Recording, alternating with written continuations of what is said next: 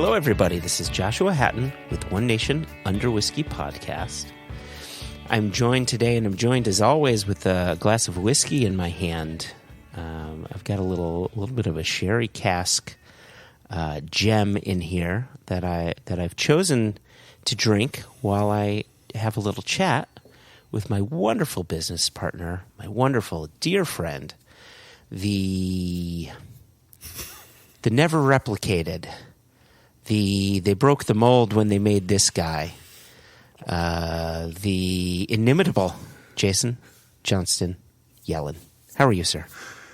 I'm well, thank you. You made me think of replicants. Oh. Is replicants a Blade Runner thing? Is replicants a V thing? Remember V from back in the 80s? I do remember a V thing, but I imagine you just putting that question out there right now, Ian Allen has just driven off the road. I can't do the Scottish accent. He knows what a replicant is, and boom, off the A95 he went. So where would I have heard replicants? Blade Runner. It is Blade Runner. Yeah, it is Blade Runner. I just question everything these days. I don't know anything. You just meant to question authority. That's it. That's the one thing I've stopped doing. Oh, right. Maybe because it's I am. Maybe it's because in my house, I say in my house, I am an authority. That's clearly not true. I don't even know why I tried to say that. I don't know what I was trying to get away with there. I'm in my office by myself claiming I'm an authority. Yeah, stick it to the man. Within your office. I am the man. No, I'm not. Yeah. Within your office room. I knew you would pick up on that thread. Yep, in my office room. You are definitely the authority. Yep. Dear listeners.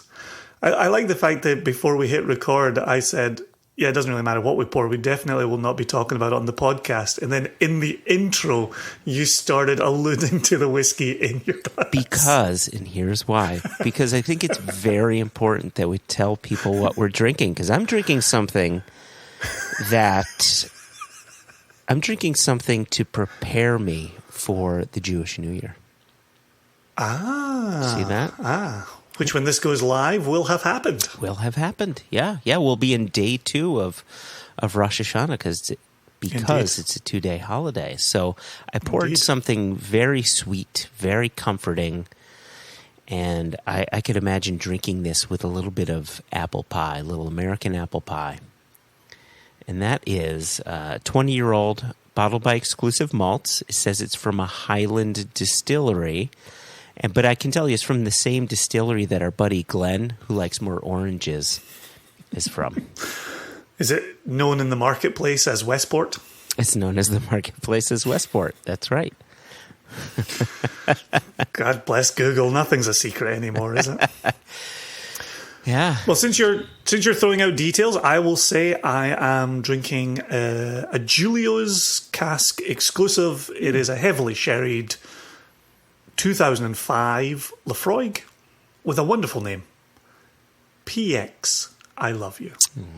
I got you that. And if that doesn't speak to your introduction, I don't know what does. Yeah, I got you that. I was trying to tell you something. I said, here's a bottle, Jason. Wait, and then I PayPal'd you for it. What does that say? All of a sudden, I'm a sex worker. Sorry, continue. You were going to say something. That was the thought in the back of my head. But anywho. Yeah, you had me pay you through OnlyFans. That was the part I found surprising. So I'm gonna take us in a direction before we get to the introduction of today's guest. Mm-hmm. And I don't want to spend an episode on this question, although we could. And maybe in the past we maybe even have. But as we sit here on this 5th day of September, 2021, I was having a wee think to myself today. And I was thinking, when we started this company in 2010, we had a sense of what the next 5 years were going to look like within whiskey. Mm-hmm. We knew what whiskey industry had looked like from about 2005, 2006, with this new striking boom. Everybody was turning on the taps. We're 2011. but the conversation, right? The conversation of the company, 2010, right? I got you. And we're trying to look into the future. Gotcha. Okay. Continue. So we knew where the industry was 2005, 2006, turning on the taps full time.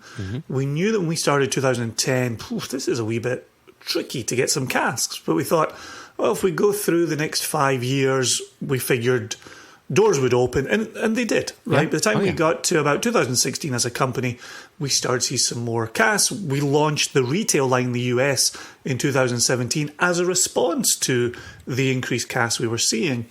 And we looked another 5 years into the future, and we thought we saw a particular pattern in place, which was more opening of doors, more cask availability.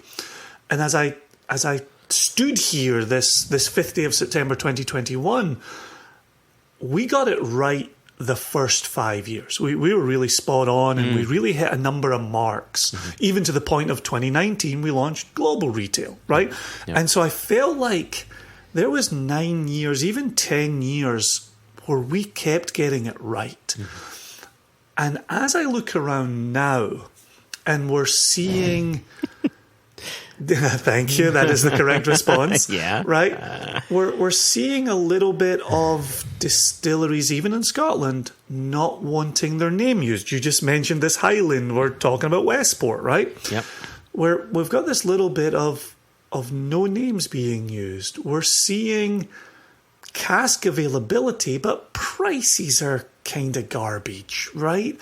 We've got independent bottlers appearing day in and day out. And what does that mean? We've got the rise of the investment market for casks. And what that means, as I was kind of thinking my way through it today, and I know we've talked about it on and off over the course of the podcast, One Nation Under Whiskey and Extra Extra, given your work with Impex, given your work with distilleries in Scotland, given your work with distilleries who aren't in Scotland, given your work with Single Cask Nation, given what you and I talk about, even given what we talked about before we came on air today, which is auctions and auction bottles and something's going on because there's some crazy numbers here. What are you... not necessarily just what are you seeing, but what do you think the landscape will look like over the next 5 years? And obviously, we're in a pandemic and glass shortage, and we're recovering from tariffs. And I know these are all things that we've discussed here and there, but I couldn't answer on your behalf today when I was thinking about this, and that made me realise I haven't asked you this question recently. And I thought it would be great for the listeners to hear this conversation as well. So, as I said, I don't want this to be an entire episode. Over the next 10 minutes, give me a sense. And if we can have a back and forth, that'll be to the good as well. But what are you seeing, and what do you think that means for the next 5 years? Well, on the independent side of things, there's a lot of doom and gloom. I mean, that is where my head is at. When you said the cask pricing is kind of garbage, I think you could have removed the word kind of or kinda and just said garbage. Because unfortunately, the cask investment market, which we've talked about before, we talked about it recently in an extra, and I'm sure we've talked about it in a few other One Nation Under Whiskey episodes, that cask investment market has negatively affected the casks that were normally meant to be sold to bottlers like you and me and like all of our friends within the industry. And I can't necessarily fault a broker for wanting to say, look, I can sell you this cask for £5,000, or I can sell this punter, for our American listeners, just a consumer, right? The same cask for £30,000. If I can make 5 times my money because someone else wants to buy this, I'm going to make my money, right? That's capitalism. I get that. I fear that will only continue to rise because more and more cask investment companies are popping up. More and more are really doing their sales pitches. And how many people have come to us, people who just simply don't know. They say, "Oof, what do you think of this?" Right? And what do we tell them every time? Run to the hills. Run for your life. and other Iron Maiden songs. And not necessarily run to the hills, run for your life because it's affecting our business. There is definitely that aspect of it, and I keep that in the back of my mind. But really, I want to protect them because, as we mentioned in a previous episode of Extra Extra, the cost of casks right now for investors are at their peak, and it's like buying a Superman #1, or whatever #1. Yeah. At the peak, right? So run to the hills. So when it comes to the independent side, I'm a bit nervous about casks for us all. I'm a bit more nervous for the newer independent bottlers who don't have the long relationships that we have, right? Here we are, like you had said, we started thinking about the company in 2010. We incorporated in 2011. We're 10, almost 11 years into this. And so we have the relationships in place that thankfully allow us to buy liquid at a decent price. But I fear for others. So that's that side of it. From the distillery side of it, I'm a little less doom and gloom. I think the distilleries are going to do an okay job, at least here in the U.S., right? And for a few reasons. A, it's their liquid, it's their bottles, their livery. They have full control. Within the U.S. market, now you can do both 70 and 75 CL bottles, or 700 milliliter, 750 milliliter bottles. So they can. There are a few obstacles to putting liquid in a bottle and getting it sold within the U.S. market. Bourbon prices are skyrocketing. So I'm seeing more. There was a few years ago we said, "Ooh, bourbon people are starting to look at rums, right? Well, that's interesting. They're expanding their palate." And now I'm seeing bourbon people go toward mezcal. And now I'm seeing bourbon people go toward sherry cask Scotch whiskey. So I think it's good for Scotch whiskey that, maybe some bourbon people are looking to venture out a little bit. But I will guarantee that's going to start raising prices up, right? Because it becomes it becomes a supply and demand issue. Just really quickly back to the auctions. You and I were looking at some bottles that we always look at, and they typically went for maybe 140 pounds, maybe 150 pounds, and now we're seeing them for 360, 400 pounds, and for no good reason. Here's a really good example. Springbank 2010 10-year-old local barley sherry cask. There were 22 of them on a recent auction we were looking at today, all of them sitting at 560 pounds for a friggin' 10-year-old Springbank. Come on.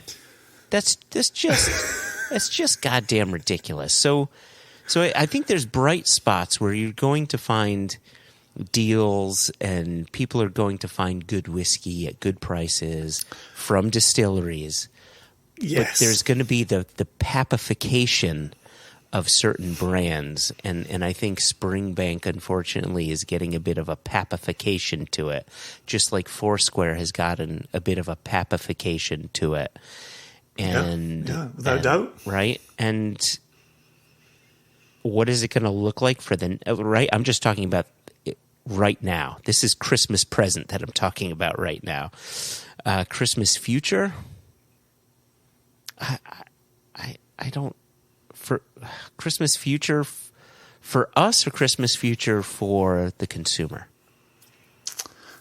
Just to interject, a second ago you talked about Rosh Hashanah and now you're talking about Christmas. Like, we are really bouncing around the calendar and the holidays. But you asked about the next 5 years, right? Yeah. For us, for us, but what might the consumer expect from us, if that makes sense? From us. Can I put some leaves on the branch? Please do, because I'm just going to go. I'm going to go negative. I don't have a positive outlook on much of anything these days. So, when they go low, we go high, Joshua. When they go low, we find a shovel and see if we can go even lower. Hit the ground floor. So one of the things that we've hung our hats on for many years is $10 per year. Yes. For whiskeys, essentially 10 years and above. 10 years and younger, you can't quite work the same matrix.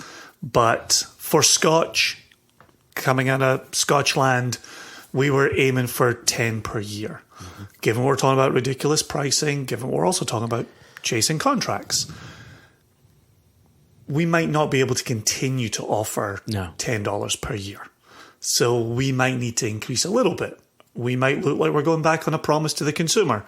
At the same time, look at the changes in pricing that you're talking about amongst consumers across the secondary market, right? Pricing is so hard to predict right now because some things just take off and hit the sky, they hit the ozone. And so if we're changing there, how much are we changing there? How confident are we in getting a range of distilleries? One of the things I talked about in a recent panel that I was on is you speak to the general whiskey consumer, and there's about 5, 6, 7, 8 distilleries that they're always interested in, right? Highland Park, Ardbeg, Lafroig, Springbank. Yeah. Right. There's a couple, Glenmorangie might be one of those as well, right? You could throw in 5 or 6 or 7 or 8. Currently we're 120, 130, 140 working Scottish distilleries. And your average whiskey consumer wants to go searching for 5 or 6 or 7 or 8 of those. Yeah. To me, the next 5 years is a doubling down on how do we put a Thrusk in front of the consumer? How do we put Dalyun in front of the consumer? How do we go out of our way? Mannoch Moor is something we talk about internally. Glen Grant is something we talk about internally. Like, how do we double down on getting our consumers, those who believe and trust in Single Cask Nation, how do we get them to say, okay, I know we're on the same boat for 5 or 6 or 7 or 8 distilleries, but tell me about this Thrusk, right? Which I mentioned because Elijah loves it, right? Yep. And then we make fun of him. I love Thrusk as well. Right? You're both perverts, right? Like, I want to bottle more Lechig, but pricing has gone stupid on Lechig. It's to me, it's that what do independent bottlers do? And how do independent bottlers deliver that to a consumer? So, and I'm with you. I can get as negative and as doom and gloom as anybody. Yeah. But if we seriously wear the hat of being an independent bottler, what does that mean for the next 5 years as we communicate and deliver to our consumer? Well, we're always going to do our best to keep prices down. So I would say whether it's us or it's any other bottler, you've got to do it smart. You buy whiskey young, you get it. If the liquid isn't great, you re-rack it and you wait around a little bit while you look for the other deals, or if you've got distillery direct relationships where pricing's a bit better than it is from some brokers, right? You can kind of work it that way, and we will continue to do that to try to keep our prices as close to that $10 per year as we can. But I would imagine it's going to go up, and not just from us, but from others. If you see it go up from us, it's going to go up with others as well. 100%, yeah, but absolutely.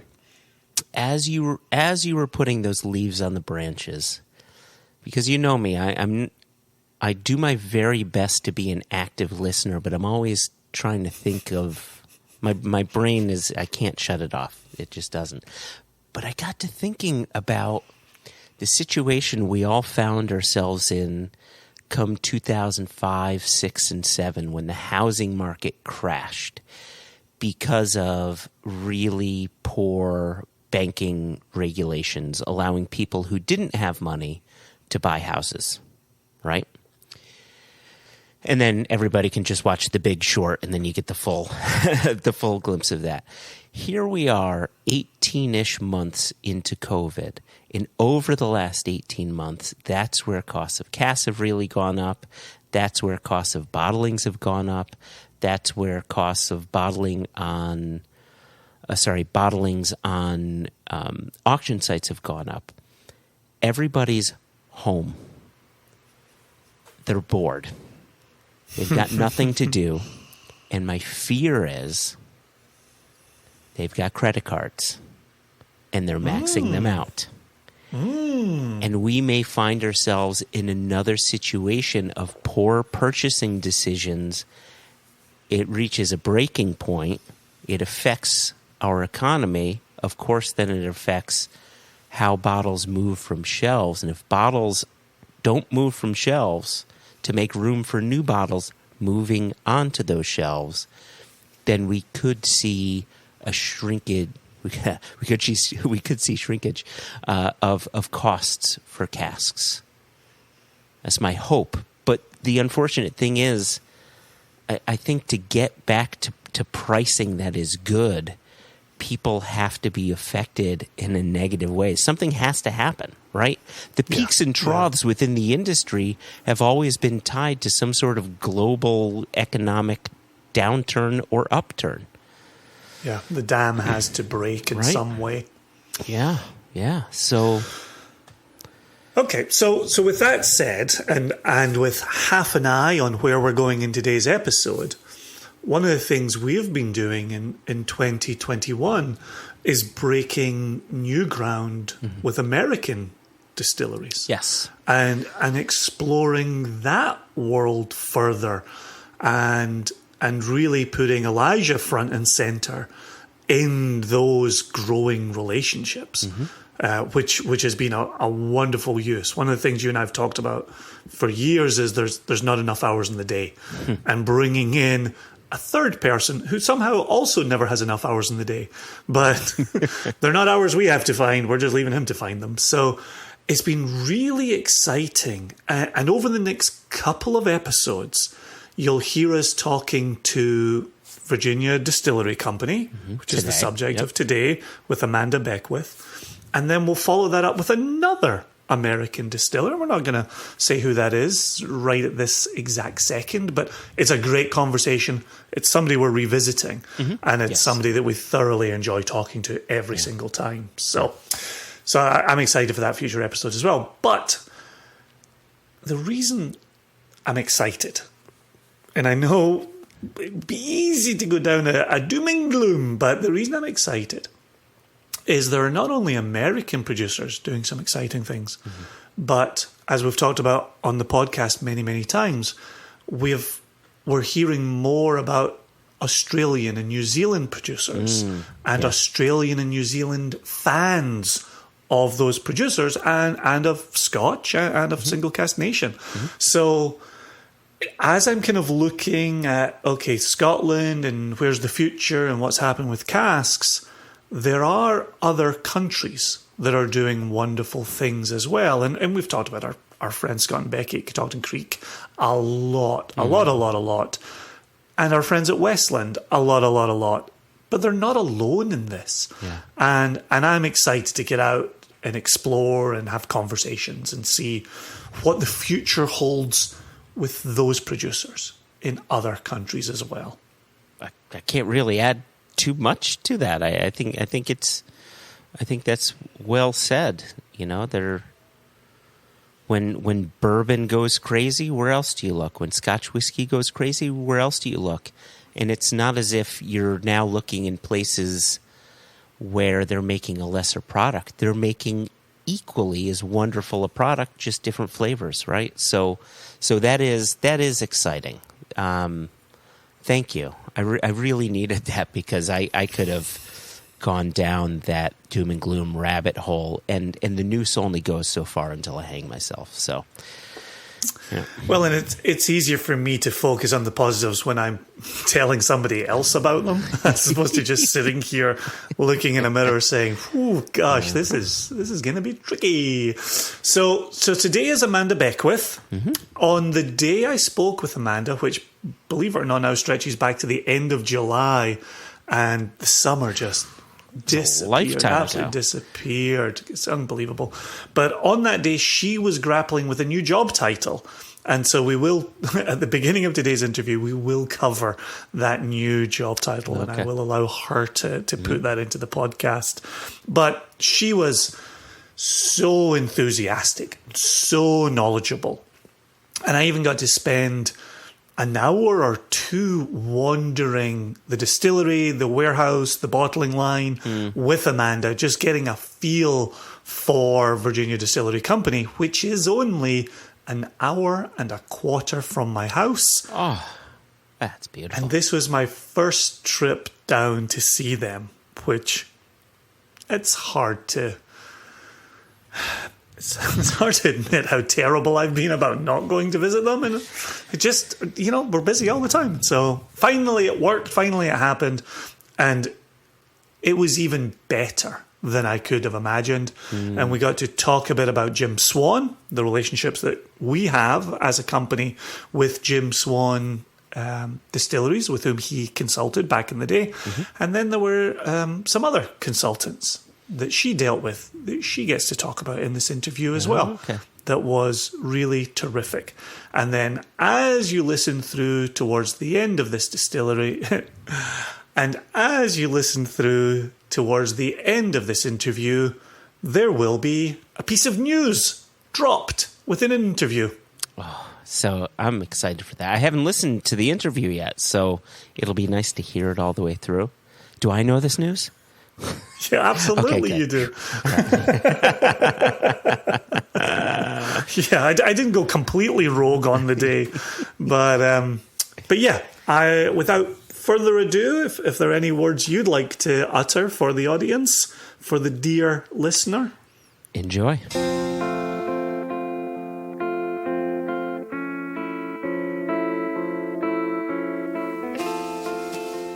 Amanda, thanks for joining us today. I'm excited to be here. I love it. First things first. As we've wandered around the distillery, we've been trying to come to grips with your job title. For the sake of our listeners, what do you do around here, and how do you describe that to people?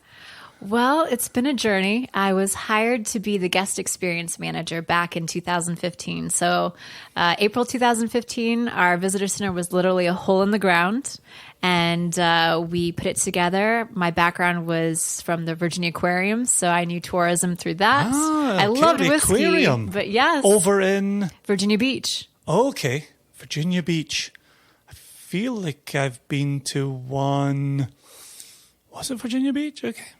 Possibly. Okay. It's a beautiful place, and they do a lot of really great things. Awesome. A lot of research and rescue. So okay. yeah, that was my background, and I was hired to put together a team to give tours, to come up with cocktail planning and tastings, all of those things. And of course, the world evolved very quickly from there.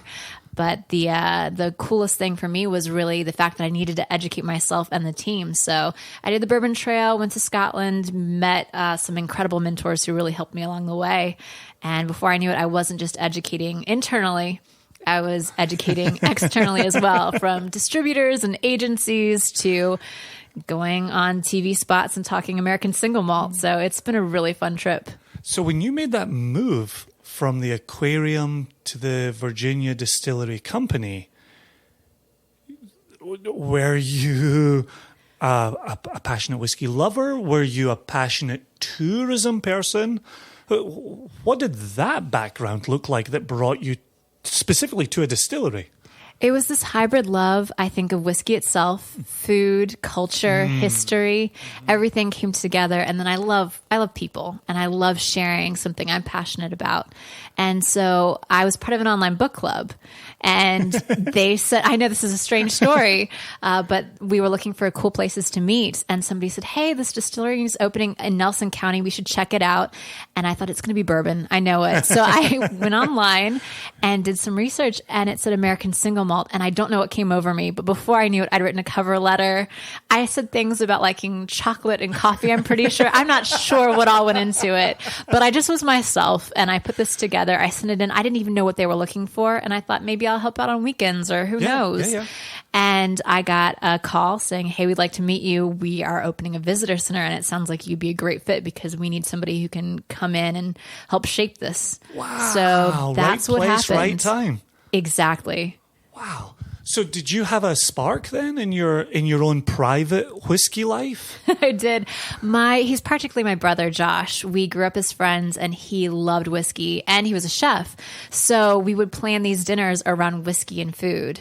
And it was just our passion to come up with these things, these collaborations. And we love to travel very much. And, even before you can drink legally in the United States, you can definitely experience culture through food and cuisine and whiskey throughout the world. So that was a big part of my heart. Wow. Yeah. So did your palate move in a particular direction? You had particular favorites? What did that look like?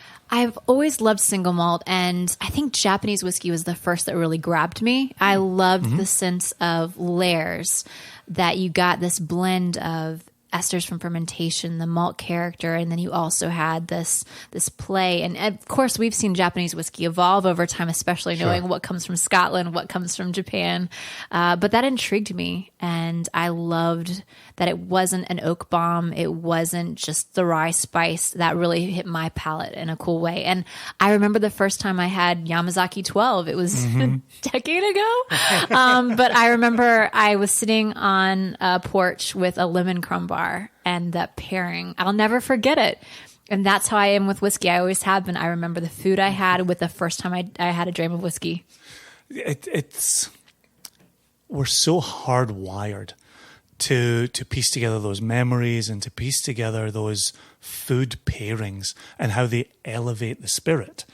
So, tenuous transition alert.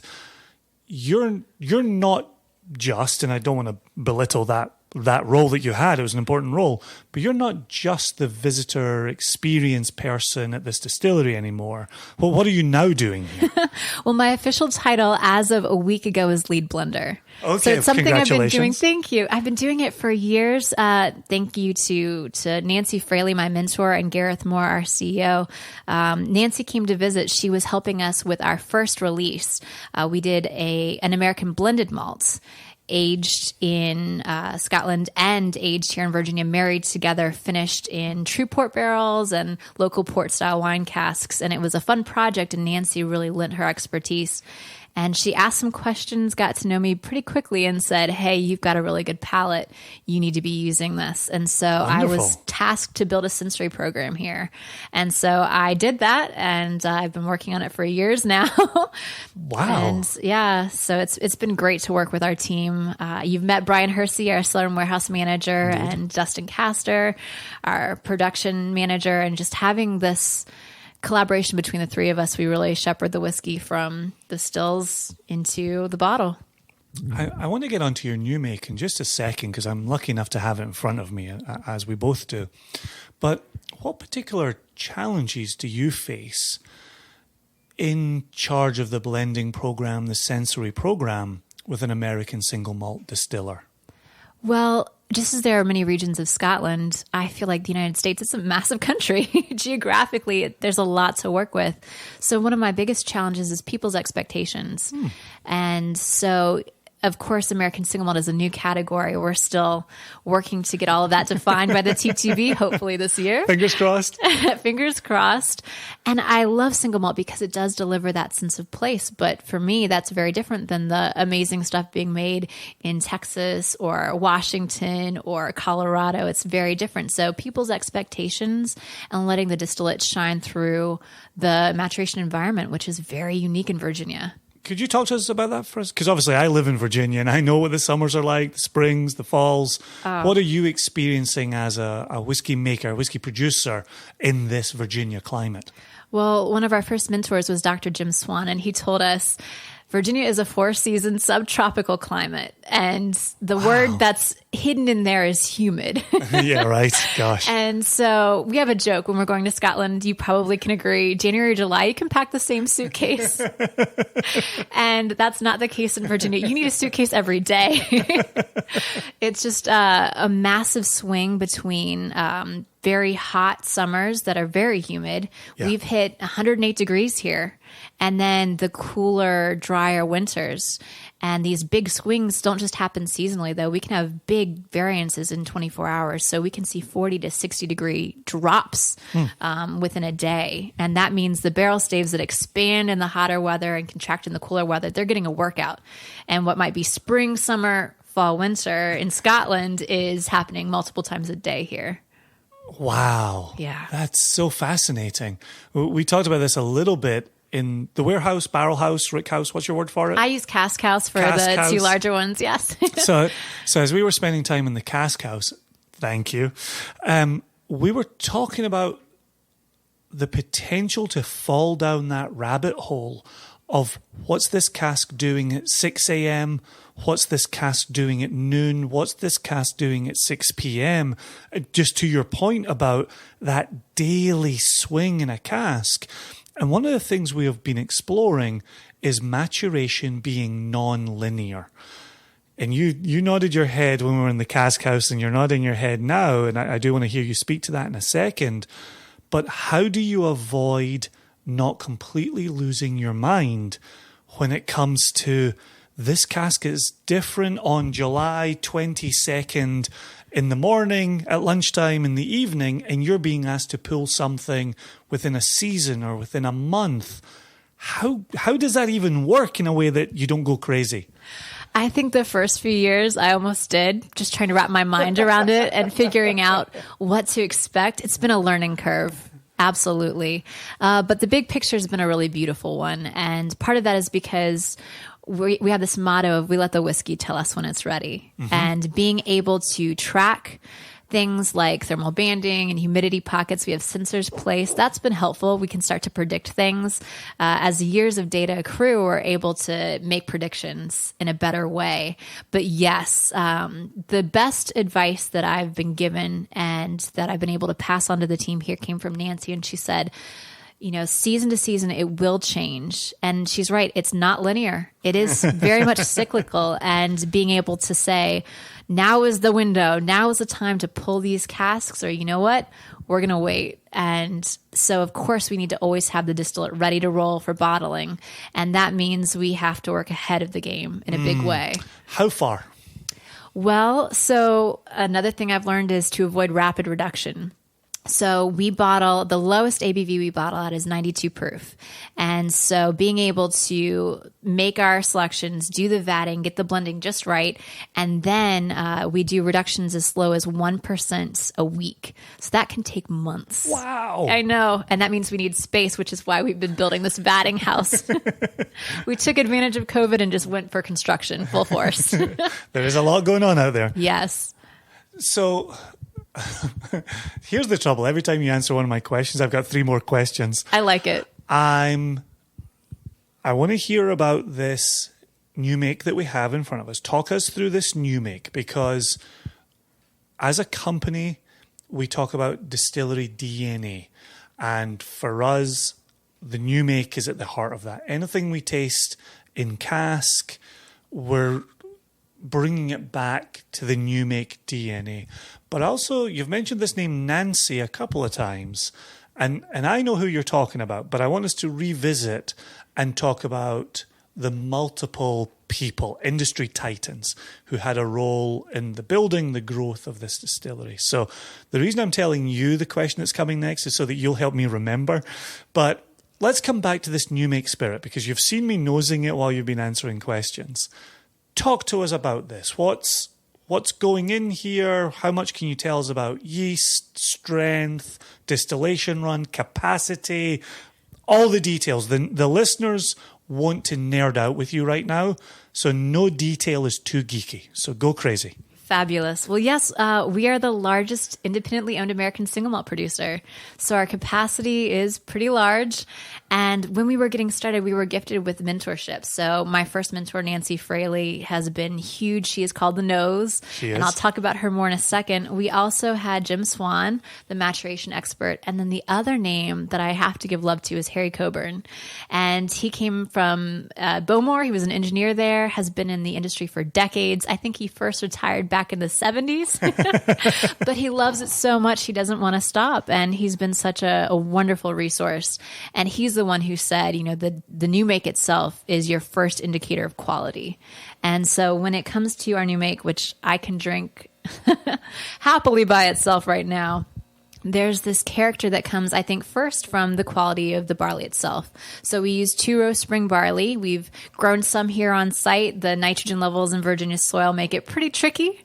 So we've been fortunate. Yeah, we have almost 300 farmers that we've worked with to supply the 2-row spring barley that we need. And they're all through the North Midwest to the lower reaches of Canada. And it's been great to have that through supply chain issues because we're always covered and it's great quality. So I'm very grateful for that. We mill it, of course, ourselves here on site. And from there, after milling, we do the mash. And that wort goes right into our fermentation tanks where we use 2 different types of yeast. One is the workhorse. We keep them both proprietary, but the other one we selected because of the esters it delivers. So through the 3 days of ferment time, we really get these beautiful tropical fruit notes. I described banana nut bread to you earlier, I think. Yep. And that's really what I get over this time. So by the time we're done, we have beer. It's about 8% ABV. I compare it to a Belgian or Saison style. It's not hopped, not bitter. It's just a really delicious beer. Yep. And then we double distill in our copper pot stills. You don't do peated on site, am I correct? No. We've talked about it in the past, and it might be an experimental down the road, but my inclination and what I've talked to our CEO, Gareth, about is maybe doing something with barrels and not messing with the barley itself. How do you share how long you are fermenting? 3 days, 72 hours. Okay, 72 hours on that one. And then how are you finding seasonal differences in that fermentation? Are you getting warmer summers affecting flavors in the ferment differently than colder days affecting flavors? We've learned to be able to control the temperature inside the fermentation tanks. Because of that, we actually have been able to get very close data on, okay, this is where it goes into the dormancy stage. This is where it's going to be more active. And we never want to lose out on flavor. That's so crucial to us. So making sure we control the temperature to give the yeast enough time to really deliver on those notes that we're looking for. That's so crucial because we know that once we're through for the fermentation, all we're going to be doing is concentrating those flavors in the distillation process. And what type of volume is going into the wash still and then coming through your spirit still? 10,000 liters or 2,600 gallons per tank. So same thing, that 10,000 liter volume can go right into our wash still. Wow. Only 1/3 of what goes in comes out as low wines. The 2/3 left behind are pot ales. So we give them to local farmers as fertilizer. So it's kind of a cool relationship there. And you were saying, just like we know and are familiar with in Scotland, your draft is going to local farmers for cattle feed. Early Dawn Dairy in Crozet, Virginia. Look at that shout out. Yes. So talk us through flavor profile on the new make here. As we're sticking our nose in it, you, if I've gleaned from you during my time with you, you've mentioned texture in a few places. Are you cognizant? Are you enjoying? Are you promoting the texture in your new make spirit? Very much. I think that that's a big part of the experience, the mouthfeel. And so for me, even the nose ties into that mouthfeel. When I'm nosing it, I get a little touch of diacetyl, that buttery note. And I think that comes through with that richness on the palate that I look for. It's that blend of not too oily, but decadent enough. So Joshua and I spent years, regular listeners to the podcast know what I'm about to say. Joshua and I spent years talking about nose texture. And it wasn't until we were in the sensory lab at Westland that Westland have a checkbox for nose texture. In listening to you now, are you suggesting nose texture is a thing that... I absolutely am. It's true. Happy days, happy validation. But you're talking about it almost like a butteriness to the nose, almost as if one would sniff maybe a gently melting butter or some warming butter in a pan. Is that what you're talking about? Absolutely. And that's diacetyl. Yes. Look at that. We've learned a word today. Vocabulary with Amanda. I was an English major. I didn't go to that point, but it's true. Yeah, it does have a richness to the nose. And it leads, when was this pulled from still? I know you're not necessarily running today. When would this have passed through the still? This was 2 weeks ago. Okay. So this is a sample from 2 weeks back. It is interesting, that difference between new make as it runs. It's so volatile. It's such a volatile spirit that getting it from the still, opening the spirit safe and popping a finger in or half a glass, is so different than a sample, even in glass or in a food-safe plastic bottle, a week later, 2 weeks later. And I sometimes find those volatiles that you're all too familiar with coming from the still flatten a little, soften somewhat. And I've got a little softer note on the nose here. Are you seeing that difference as someone who's around the stills day in and day out? Absolutely. It's mellowed a bit. So there is a soft floral note and then the fruit comes in, but it is more subdued now than it was when we pulled it right off the safe. Yeah, I'm such a fan of New Make Spirit, and I have enjoyed having my own bottles of New Make Spirit, in my office. But it's at a tasting, some New Make is better than no New Make, but New Make from the Spirit State Safe is completely different from New Make out of a bottle. It's raw and fresh in this beautiful way. Mm-hmm. And I almost feel like you can experience it at even higher temperatures. I remember being at Kilchoman with a group, a whiskey group. I remember Bino being on my left side, and we were pulling 74.5% New Make Spirit straight from the Spirit Safe. It was so drinkable, so accessible. Not tight, like sometimes you get a mature single malt at high strength can be tight. I've never experienced tight New Make. I know exactly what you mean. The highest we typically go is 78% ABV, and it is shockingly just quaffable. And I love... That's the word. I love getting to know it that way. And you'll see people pour a little out on their hands, let the alcohol evaporate off. But for me, I don't even need to do that. You really see the character shining through. Mm. Yeah, it's really bright across the palate as well. When I was nosing and doing a little sip earlier, I was almost getting a biscuity quality. For me in the UK, it would be hobnobs. Here in America, it's almost like oatmeal cookie meets sugar cookie. There's the sweetness, but there's also the grain. And I love it when the grain still tells its story. That's the goal, to never lose that. Right? No. And so as you taste it, you're familiar with the barley that comes through the mill that then goes into the mash. Describe the flavors of that barley to me, and as you see it presented in the New Make Spirit. I love that you mentioned oatmeal raisin cookies for me, because that's something, there's this expected cereal character, but for me, there's a sweet spice that kind of hints through. And when I say spice, a lot of people think rye and peppery. Nothing like that at all. This is more of a warming, cinnamony sort of note, which you expect from the barrels themselves, but I actually can detect that from the grain as well. Mm. It's so good.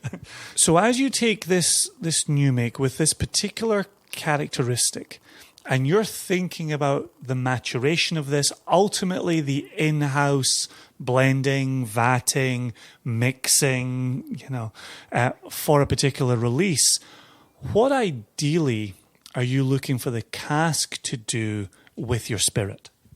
I'm looking for the cask to deliver layers. So for me, quality comes from complexity. And I want to be able to have a story told by the whiskey. I don't want anything to ever be one note, and I want it to evolve and open up. So I want a story, and I want to participate in that. So that means sitting down. I mentioned earlier, a good whiskey is something I want to pair with a dog and a good book by a fireplace, but I want it to set a scene, and I want it to contribute to that. And maybe that's pairing with food. Maybe that's just something that I'm going to sit down with a friend and for an hour watch it evolve and open up. But I want to have something that hits me from all my senses. And of course, that's the mouthfeel. Of course, it's the aromas, but it's also, so much of the different flavors working their way over my tongue. And I was lied to as a kid. I was told, there's a part of your tongue with a sweet taste buds, one with the sour. But no. And so allowing it to just work its way throughout my mouth, there's so much to be told and so much to unfold. So I know you were talking earlier about letting the cask tell the story. But is there a particular house style? When you put out the Virginia Distillery Company flagship release, is there a story that you want that bottle telling every time? And that for us as independent bottlers, looking at you in that task that you have, that's the challenge that you've got there. We don't have to worry so much about that. What are you faced with as you're thinking about representing your distillery with regards to a flagship bottling? I think part of my story needs to be something that intrigues people every time. That's something that makes you think. And of course, we want our DNA, that core idea of who we are, to come through consistently from every batch. And so for our flagship release of Courage and Conviction American Single Malt, I was thinking I want our barley to shine through. And barley is such a beautiful base. Of course, people love it because the enzymes, it does this great job of converting the starches over with the sugar. You need that for alcohol, obviously. But I also love the flavors and the delicate nature there. And of course, playing in with the fruit and floral notes from fermentation, that balance, striking that every time is crucial. And then you get the barrels coming in. And the barrels are often considered the rock stars, and I love them very much. But being able to showcase just these different notes. So for me, I like chocolate and I like nuttiness, but I never want that to become the dominant thing. I want to make sure that when somebody gets the whiskey, they can nose through and still see there are the dried apricots. Mm-hmm. There's I see that tropical fruit shining through. And maybe you have to work for it a little bit, but it shouldn't be too hard at all to start to detect that DNA. So I'm curious for you, when we're looking at Oloroso maturation, and we're looking at PX maturation, and we're looking at ex-bourbon maturation, and we talked about first fill bourbon. Are there moments when you feel the DNA being lost? And do you then use other casks to represent the DNA, but then the quote-unquote the lost DNA casks to deliver other flavors? How does one put together a blend? Well, I came up with a bit of a grading system. I based it off of Nancy Fraley. She had this ABC ranking, and it's not at all like a grade you would give a student for their work. C is what she considers foundational. B is something a little bit more complex and well-rounded. And A was something that really stood out as unique or distinctive. And so I took that and ran with it and delivered an addition of 1, 2, 3 for levels of development. And then, of course, you need nuance. So we add the pluses and the minuses. I just went crazy from there. But for me, yes, I'm absolutely looking for barrels that still have the expected notes. But when I find those A barrels, that's a great thing because I will always be able to find a place for it. The quality speaks for itself. And so when I come across chocolate covered cherry barrel, I can do different things with it. I might think this might be really fun to set it aside and do it as a single cask, but it might really be great to put in with a batch of 30 other casks or more and let it deliver these notes to sing along the side and layer in the complexity. Because again, I think that's what makes a great whiskey. So I'm not afraid of unique flavors. So let's use this moment to bring Nancy into the conversation. So talk to us about Nancy.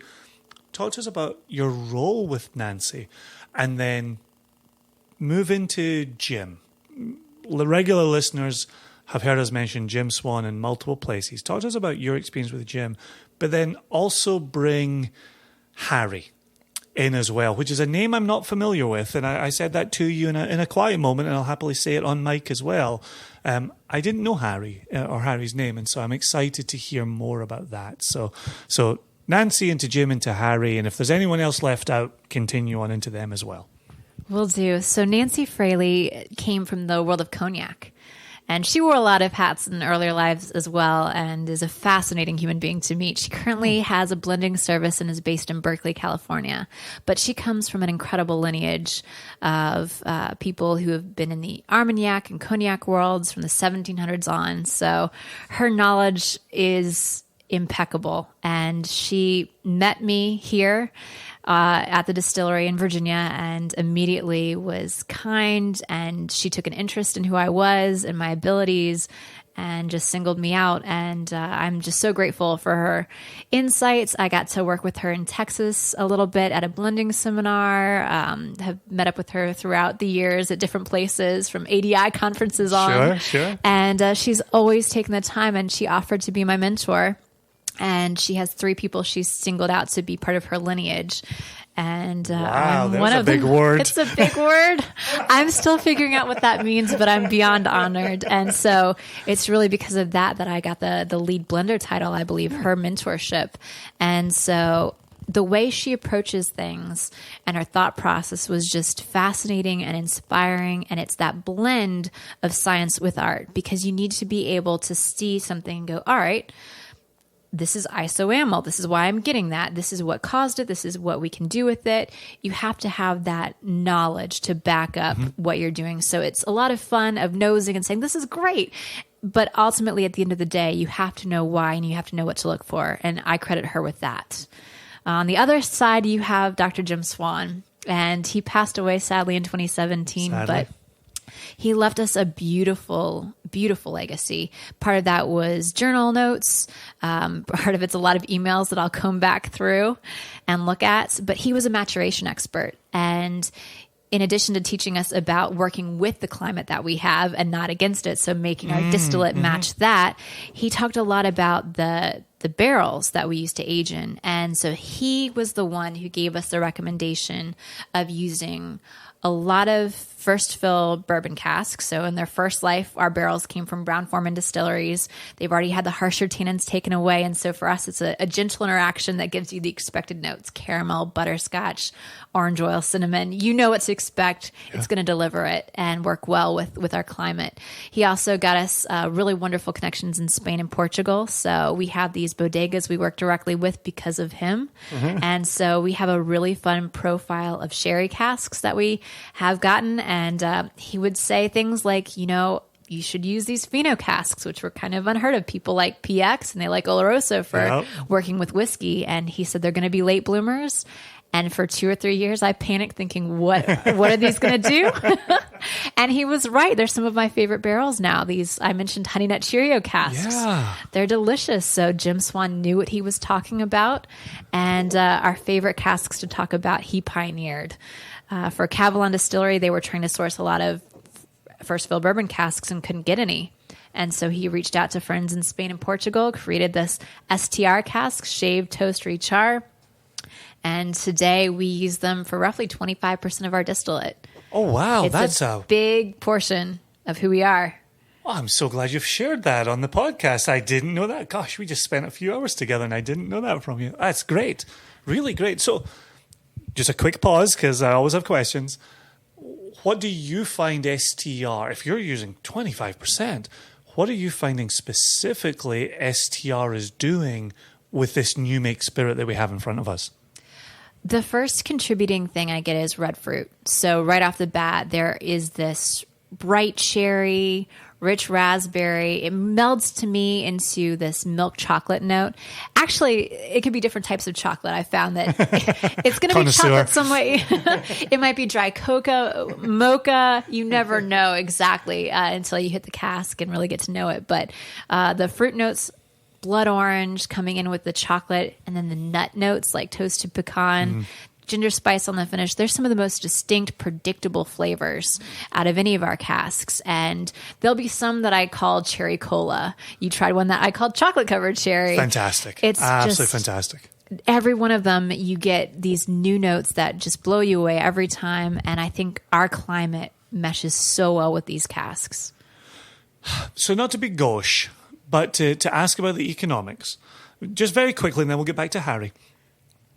We know bourbon, ex-bourbon, is your quote-unquote cheapest cask. And I'm sorry to use that word. I don't like using the word cheap. But we know your sherry butts are among your more expensive casks. STR to me sounds expensive. Are you paying a premium on STR that is then 25% of your fill? We absolutely are. In addition to saying cheap for the bourbon casks, I would say they're green because we're one state over from Kentucky, and it's a really easy process for us to bring them right over, which I love. Yes, sherry casks are expensive. These SDR casks are every bit as expensive. Sometimes we're speaking the same more. language. Yes. Oh, sometimes more. It's wonderful to have these relationships because they've been very cognizant of maintaining the quality of the casks. And for us, we've been able to experiment a little bit with the toast and char levels, which is wonderful to have that direct tie. And shout out to the Moore family because we're independently owned. They definitely have understood quality from the very beginning, and they don't believe in cutting corners. Well, and I think that's an aspect that will resonate with our listeners, where when we spoke with Kirsten McCallum, she talked about being in charge of a wood policy makeover with her distilleries, Tobermory and Deanston and Bunnahabhain. And then in time, and I don't think we've had you in on the podcast, managing director at Arran, but Joshua and I have certainly talked about Arran having their history where they had a come to Jesus moment when they realized they were putting good spirit in poor wood. And in walking around your cask house today, you're not cutting any corners on any of those casks. And as a whiskey geek and a whiskey lover and as an independent bottler, I'm so excited to see where you are from day one with wood policy. And it always strikes me that if you're going to go to the time and effort of creating a distillery, building a distillery, getting the word out about your distillery, you can't cut any corners. And to have heard of Jim being here and leading that, one of our beloved distilleries is Kilchoman. Kilchoman didn't cut any corners on wood policy. And at 3 years, 4 years, 5 years, yes, they were peated, but they were putting out phenomenal spirit. And in what I've tasted through your cask house today, it was all exceptional, really wonderful. And kudos to you. Thank you.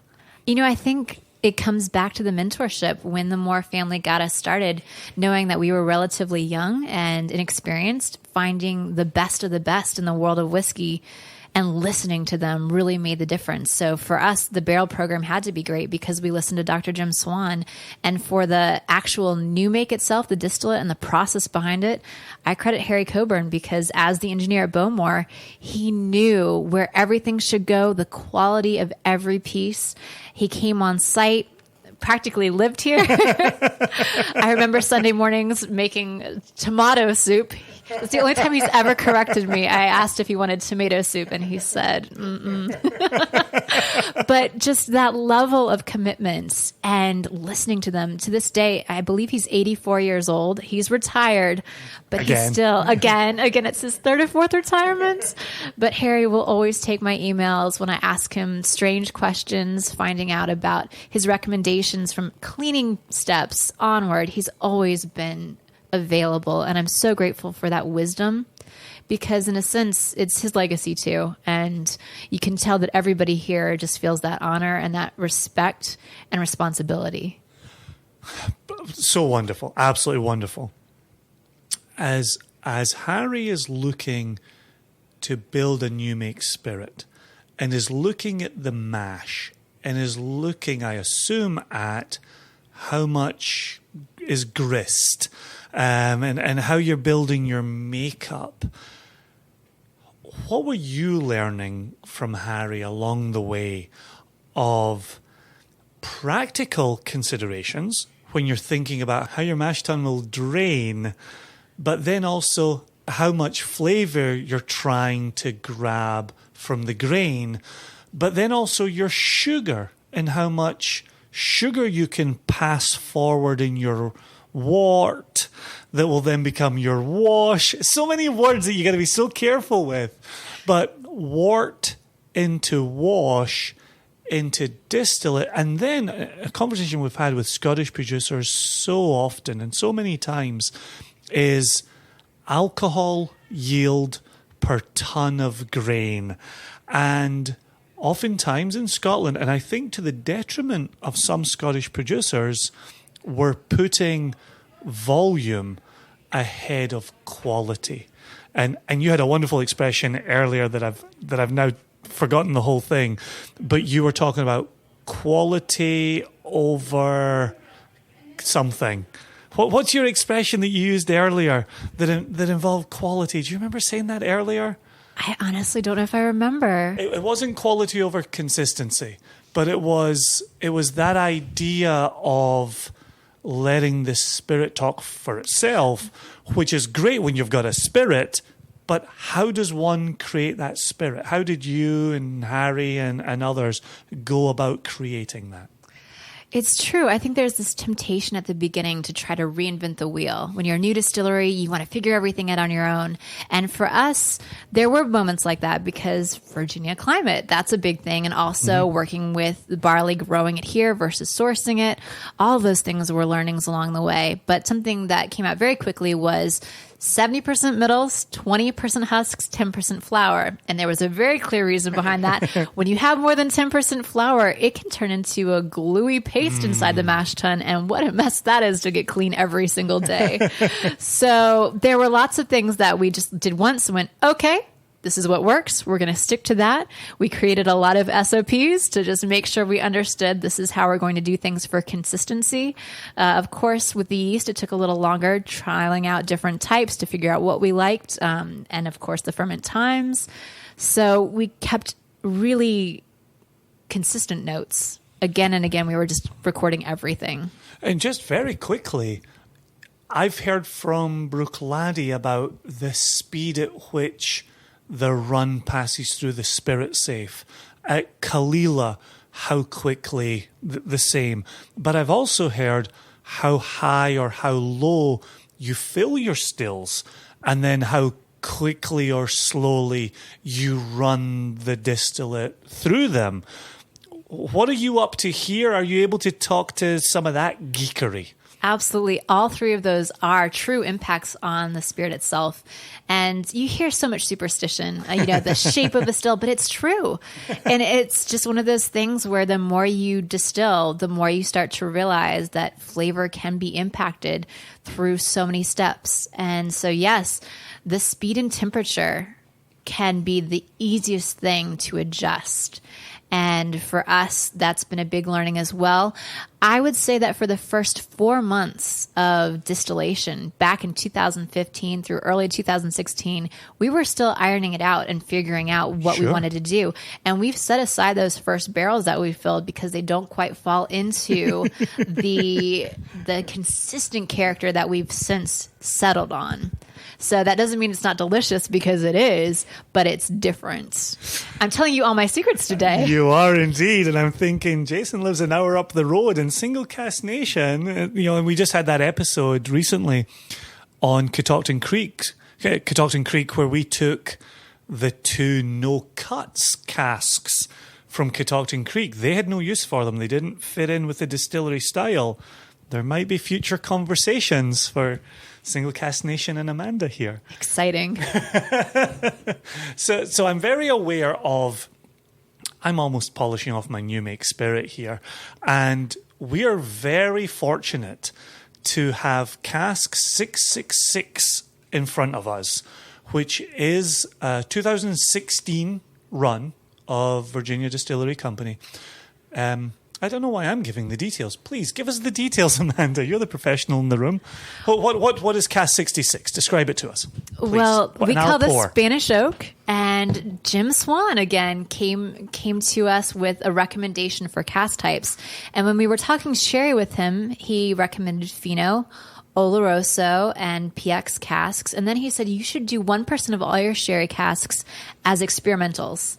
And here's what I recommend. So these Spanish oaks are fascinating to me. Of course, they came from our bodega in Spain that we've been collaborating with for a lot of things, including some of those STR casks. Indeed. But in their first life, these barrels held Oloroso, then were emptied out, and PX sherry was put in. So as the staves are extra porous, Quercus robur, it's much more porous and absorbent than, say, American oak. So Quercus alba, we're used to using that for a lot of things, but this is something totally different. So here's why I love talking to people early, talking to them again, talking to them more. You told me exactly that in the cask house, and I completely missed the Oloroso followed by PX. I only heard Oloroso for the full portion. So Oloroso was matured, then bottled and sold. We're not talking about a seasoning here. We're talking about Oloroso maturation. Correct. And then the PX was put in it. Seasoning, maturation? My understanding is maturation as well. Wow. I know. It's a very unique thing that this bodega does. And yeah. Oh, gosh, my heart is, I should check my heart rate on my watch here. This is through the roof. So Oloroso, PX.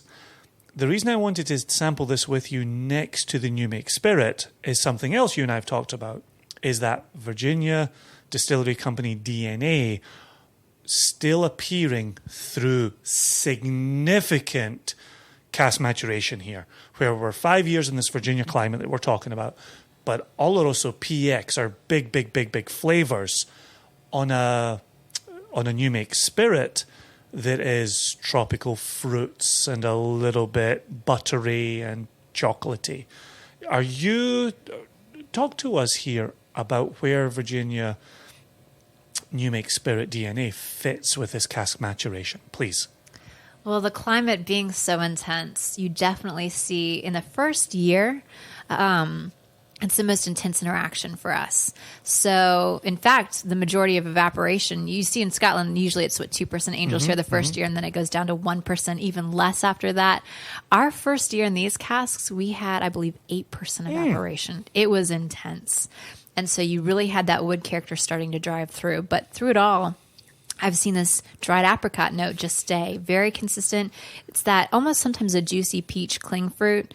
Sometimes it verges more on that dry, but it's always there. And it plays with this chocolatey note from the malt right behind it. And I love that progression of flavors so much. And of course, with these casks in particular, there's this candied toffee hazelnut note coming through that I really love. And the finish is so soft but lingering. I like that balance because sometimes you have very aggressive finishes that just overpower or they drop off and you forget what you've had. That's not something you're seeing here. It's just smooth and sweet, but it sticks with you. That is well said. I've never thought of it like that, but soft but lingering. We talk about long finishes, lingering flavors. But that softness that continues to hang around here, and then those lingering flavors along with that. I love what you're saying about the hazelnuts. It's drying, but pleasantly drying. It's spicy, but delicately spicy. It's doing a lot, an awful lot. And at close to 60% ABV, I mean, it's something that can often be drowned out by alcohol, the heat of it, but this is never the case with us. And I think that that's also the character coming through as well. If the distillate was off, it might overpower just with that aggressiveness. And this is the heat of summer right now. Correct, so it's even more delicate and subdued in the right ways. Could you talk more about that right now? Because I know we've talked about this, maturation not being linear, but you're even, we're sitting here July 22nd, I'll give away the date.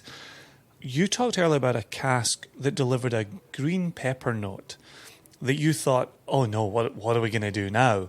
But it was more, give it another season. Could you talk about those seasonal peaks and troughs and even what you're seeing in different casks and what that looks like for you, please. Absolutely. I think the most straightforward is our base maturation cask. So for us, when we're talking our American single malt, we've learned there is this big seasonality. When it comes to cask finishing, which we do for our American blended malt, it can become even more intense because we're looking at even shorter times to get our data from. And so, yes, you mentioned the green pepper note. We have played around with a coffee cask finish. Every year we would donate the proceeds from a single coffee cask finish to a charity near and dear to our hearts. Amanda can see my face. The listener cannot. Okay, please continue. It was one of those things where we brought over whiskey distilled and aged in Scotland, added our own distillate, so it's roughly 50-50. And then to really integrate those two whiskeys, we finished in a different type of cask. Wow. And so we've done it mostly in port casks and also in cider casks because we give our used barrels to local cideries and breweries. It's fun to have that collaboration. But for this coffee one, I remember this is just a beautiful chocolate vanilla mocha coming through. Just gorgeous barrel, a little bit of baking spice on the finish. And I just kept waiting, thinking it's getting better and better. And then there was green pepper, and I was heartbroken. What did I do? I missed this window. This is destroyed. Thing. And you're talking bell pepper, not like a jalapeno. Correct. Green bell pepper. And so I thought, well, we can't bottle this. We'll have to wait and see if it can rally. And it absolutely did. By October of that year, it had settled again. And I think that's part of the learning about the breathing in and out of the staves and also the interaction of humidity. So we mentioned that we go into barrel at 62.5% ABV, but often the ABV will lower because even as the angel share is happening and alcohol is evaporating out, our barrels can draw in the humidity around them. And that will absolutely impact the distillate inside the barrel. That's remarkable, really remarkable. I'm just trying to get my head around that type of information because of thinking of such a humid climate and thinking of it being like your Cavalans, your Paul Johns, your Amruts, where you might see alcohol percentage spike here. Oh, India, look at that climate and see how dry and arid those staves can crack. It's incredible. They can wait a week and the whiskey can turn on them. It's amazing. It's phenomenal. Are there things happening in your cask house that you're surprised by? I think the biggest surprises, there are things you expect, like where the airflow comes in and how that might warp a barrel over time, proximity to a door, things like that. Absolutely. We don't move our barrels. So we palletize almost all of them except for the sherry casks. And we have experimented with palletizing some of the sherry casks, which has been really fun. It's good for the space usage and movement because for us, when we are ready to vat our whiskey, we can take it down by pallet and access it much more easily than if it's buried away. This is, again, we're just back to logistics because logistics interests me. Sometimes we hear from people with palletized warehouses that you've got so much pressure playing on the cask on the very bottom that you're seeing leakage. You're seeing even a different interaction with the casks. How high are you going on your palletize? I'm thinking of people like Brooklady who are 11 high on their palletizing.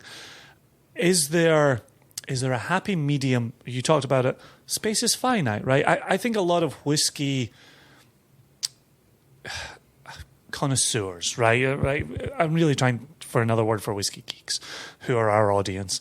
I feel like whiskey geeks are kind of like, we get it. We get the business and we also get the geekdom. We understand there's a line between finite space and flavor. Is there a way you see yourselves going with your warehousing where you can take advantage of space, but you'll still be flavor first and foremost? I think that's exactly it. We never want to compromise on the flavor and the care of the casks. So because of that, for us, 8 high seems to be working pretty well. And yes, we have had a couple leakers. Part of that, I think, is the intense temperature swings more than the pressure. But we're maintaining, we have sensors, as you saw. So we get very geeky about the things to expect because of that. And we track everything. Down the road, we will be building another cask house because as you said, space is finite. Yep. And so it's that balancing of where things go. Accessibility when we're ready to get them is huge. And yes, we have maintained things really well so far. And again, thanks to the Moore family for making sure we have what we need ahead of when we need it. How high are you going in the palletizing? I know I saw it with my own eyes. The highest we've tried with the sherry casks, we've now tried palletizing. That is 8 high. Oh, so okay. yes, we had to get very special pallets that are double reinforced. And that was scary, but they look great and they seem very stable. So there we go. Just on a silly side geek note here, and I feel like I'm speaking geek to geek here. Do you find, or do you think there's a difference on vertical maturation of a cask and horizontal maturation of a cask? I think the biggest difference is if there's any strain on the staves themselves. You need to make sure they're supported whatever way you have them, of course. So if they are vertical versus horizontal, then there is that difference of, okay, if they're laying down on their sides, is there strain placed on the staves, or are they properly supported on racks or whatever you have?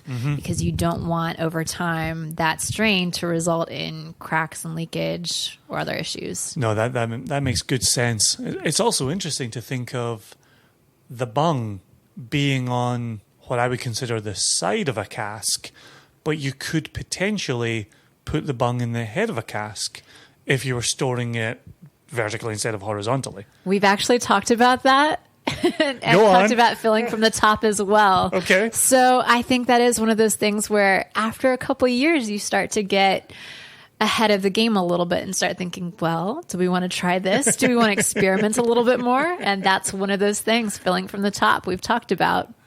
And I feel like that'll be a thing that Virginia Distillery Company will deliver to consumers as the years go by. But I only live an hour away, and this is my first visit, and then will not be my last visit to the distillery.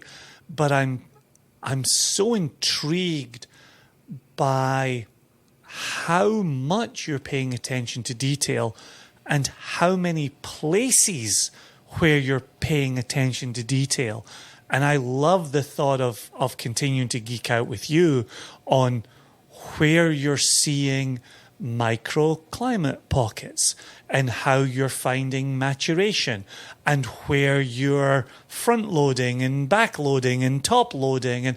And I feel like everything's on the table at a young distillery, whereas I sometimes worry for Scottish distilleries, tradition is the number one marketing tool, in history is the number one marketing tool. In the SWA, and Josh and I have talked about this plenty on the podcast, the SWA does a wonderful job of protecting Scotch, but is it also curtailing innovation? And so far in talking to you today, Amanda, it doesn't sound like anything's off the table.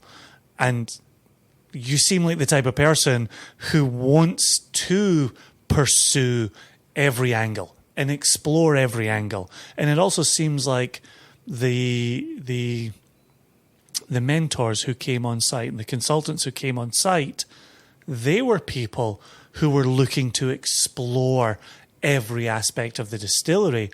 And so as you come to work every day, are you looking at furthering that? Is that something that is in your head every day when you pull into the parking lot? You know, I've thought about that particularly with Harry and Dr. Swan, because I think they saw us here and places like us, New World, single malt distilleries, as their opportunity to be creative, to be innovative, and to have fun. And I love Scottish single malt. I love the tradition. I love the history there. But I agree that for some of the people who've grown up with that, it can feel very restrictive. And so striking the balance between the creativity and the expertise. There's no reason to ever do something foolish when you have so much wisdom That's a good backing word. you up. But yes, you can be playful and you can be curious.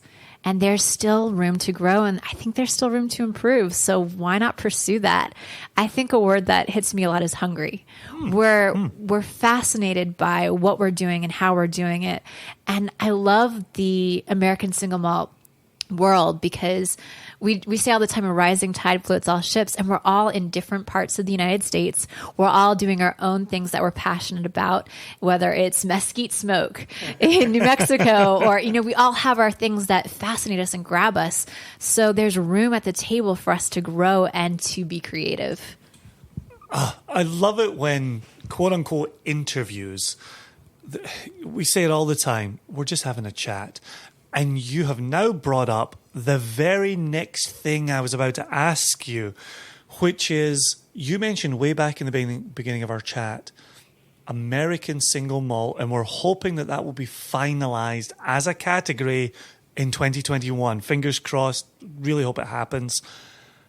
What do you think the future looks like for that category?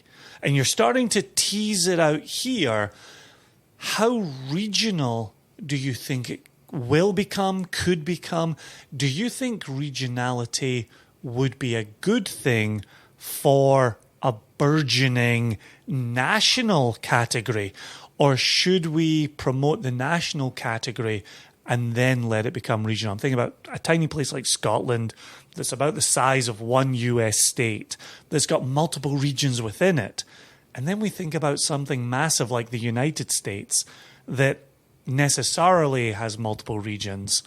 What do you think would benefit the category? I love talking about categories. What do you think would benefit the category of American single malt? I think the biggest challenge for American single malt is the fact that in the United States, bourbon is this great comfort blanket. I think that people know what it is, and that is something that gives them confidence. And American single malt, because it is so new and relatively undefined, that's our biggest hurdle right now, of course, getting out what it is, letting the consumer know what to expect when they hear it. However, because we are so dramatically different in our flavor profiles, in what we're doing and how we're doing it, that yes, I think a very short follow-up behind the category definition is recognizing the diversity in it. And bourbon by law now has to age in new charred oak. So there's immediately part of the definition is something that people know, okay, it's going to deliver these things. It's going to have at least 51% corn. So of course I want people to understand we're talking 100% malted barley. We're talking distilled, aged, and bottled at one location. There are definitely things that I'd like to have out there so people are informed. But yes, I think regionality is huge. I think flavor is so important, and that's just tied right together. So I'm excited for people to realize. I think it seems strange to have Virginia Distillery Company as the name of a company because it can be a little generic to hear, well, it's one whole state. But part of the reasoning behind that could be seen as, well, that's the first big impact on what the distillate is. The maturation environment is so big, but also, all the things along the way where it's being made that contribute to what it is. Yeah, no, I think it makes perfect sense. And you and I have talked today about farm to table dining and how that's so interesting to diners, to consumers, people who go to restaurants. But I also see the same thing in drinkers. And yes, here we are sipping on alcohol, and it's great and it makes us feel wonderful. But we also want to know who made it and why did they make it in that particular way and what was guiding their ethos. And to have American single malt as a recognizable category will be wonderful. But I agree with you. I want to go to Texas, and we've got good friends at Balcones, and I want to go to Seattle, and we've got good friends at Westland and Copperworks.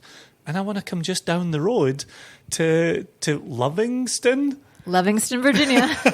Right. One stoplight town. Right. I think of you as just outside Charlottesville, but the address is Livingston. And so I want to come down the road and see my friends here and see how that category is building, and then seeing new distillers come online and what they do with their story in their place. It's really wonderful and really exciting. Three very quick things. Returning to Cask 666, which has sat in our glasses now for maybe 10 or 15 or 20 minutes, maybe longer. I've got this wonderful toffee apple note going on. I've got that dryness, but it's a sherry dryness. There's a spiciness. And as I've been sitting here with this new make spirit beside me, and you've talked dried apricot and you've talked chocolate, I am seeing the distillery character running through Cask 666. And I was just curious if there was more you wanted to add to 666 as we revisit it. I'm also struck by those notes along with baked apple. I think that is just one of our core things too. And brown sugar on the nose. I'm loving the finish because it's almost molasses right there. It's treacly, I guess. And it's just that level of decadence that makes me know, okay, it has substance behind it. And yeah, the more I drink it, there is the citrus note lurking underneath. Good. That's, we always talk about there are notes that will just simply lead you, but then there are notes that you discover. And that citrus, you're not just going to go put it to your nose or put it to your mouth and get citrus. I love you adding that in. Are you getting the citrus on the nose or on the palate? Where are you experiencing that? It's fainter on the nose. It's almost a lemon peel there, and it doesn't come immediately. It's something I had to work for a little bit. But then on the palate, it's there almost with a chocolate edge right before that treacle comes through on the finish. Wonderful, wonderful. Well, we are deeply honored that this is the first single cask nation cask from Virginia Distillery Company. And we are excited for what the future holds with our spirit of collaboration and just our friendly, geeky hanging out together and see what comes from that. With that said, on your mash bill, just as we've been sitting talking about, I keep hearing chocolate, chocolate, chocolate. And it's something that we get with our friends at Westland. Do you have chocolate malt in your mash bill? We actually don't. Isn't that funny? No chocolate malt. Wow. Do you have a sense of where that chocolatiness is coming from? Where's it entering into the process? I think it does still come from the malt, even though it's not chocolate malt per se, but I think it's enhanced by the barrels. I think that there's this sweet note that is driven by the fruit component from these sherry casks or Spanish oak casks that really just embraces that, and they play off really well together. And then layering in the sweet with that earthiness. I love that because you don't want anything one note, like I've said before, and the earthiness driving with that bright citrus just hiding out. It's like it's firing on all cylinders. Oh, earthiness driving citrus is, that's a high moment for me. Wonderful, wonderful. Thank you ever so much. We always get out of here on one final question, and I think you could honestly spend about 2 hours answering this question, but if you can keep it to a few minutes, what are you most excited about as you embark upon the next few months, 6 months, 12 months of your time with Virginia Distillery Company? I think I've been wanting to do single casks for a long time. I think whether it's cask strength or not, there's this exciting moment where you really get to see whiskey the way the blenders do. And when I've been working on products for the past few years, I keep thinking, oh, this is so good. I need people to have this moment with me. Like, I just want to grab somebody that I love and be like, right here with me, hang out in the cask house. That's what today has been, sharing what I love and what I see. And of course, I love the process of blending different barrels together and vatting them appropriately and getting them to this beautiful spot. But sometimes it's so good, I want people to be transported to the cask house with me. And so this opportunity to get people to see how good it is, I'm ecstatic about it. And I've been waiting for this. So tying that into the recognition and growth of American single malt, I'm grateful for people like you who are sharing this education and passion, because single malt is a beautiful whiskey. It's my first love. and being able to put America on the map and say, we can do this and we can do it well. That is my dream. That is all I want. Well, and for us, and that's what I was alluding to earlier when I was talking about, quote unquote interview. This is just chatting. I feel like I'm hanging out with a fellow geek, and my time in the Cask House was amazing, and I'll be back. Question, because we've got such a global listenership and global supporters, what does distribution look like for Virginia Distillery Company in America? And then how does it look like in Europe? And then do you have other markets beyond that? Right now, we are just in the United States. We're hoping that over the next few years, we'll be able to grow beyond that. So by law, we can only ship from the distillery within the state of Virginia. Mm-hmm. So we have this D2C set up through Virginia ABC, control state. But we've partnered with Mash and Grape, so we can ship to 40 plus states through our website, vadistillery.com. And then we're now in 32 plus states, I believe. We're growing. We just got into Texas and California, which is really exciting. Yeah. A couple of populous states. Yeah, I like them. And it's exciting to see just more accounts picking us up there, liquor stores. So I'm very excited. We have a whiskey finder on our website, so you can just type in the zip code or the city or the state and find the stores that have our whiskey near you. Oh, very cool. I know that listeners of the podcast, members of the nation, are very supportive of us, obviously, but also those that we speak to, enjoy time with. And I will say, Virginia Distillery Company is well worth seeking out, and this is the beginning of a wonderful relationship. Cheers to that. Cheers, my friend.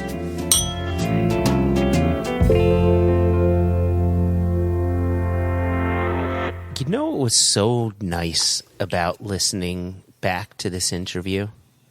Mm-hmm. And firstly, I've got to say it was wonderful. Just hearing the conversation.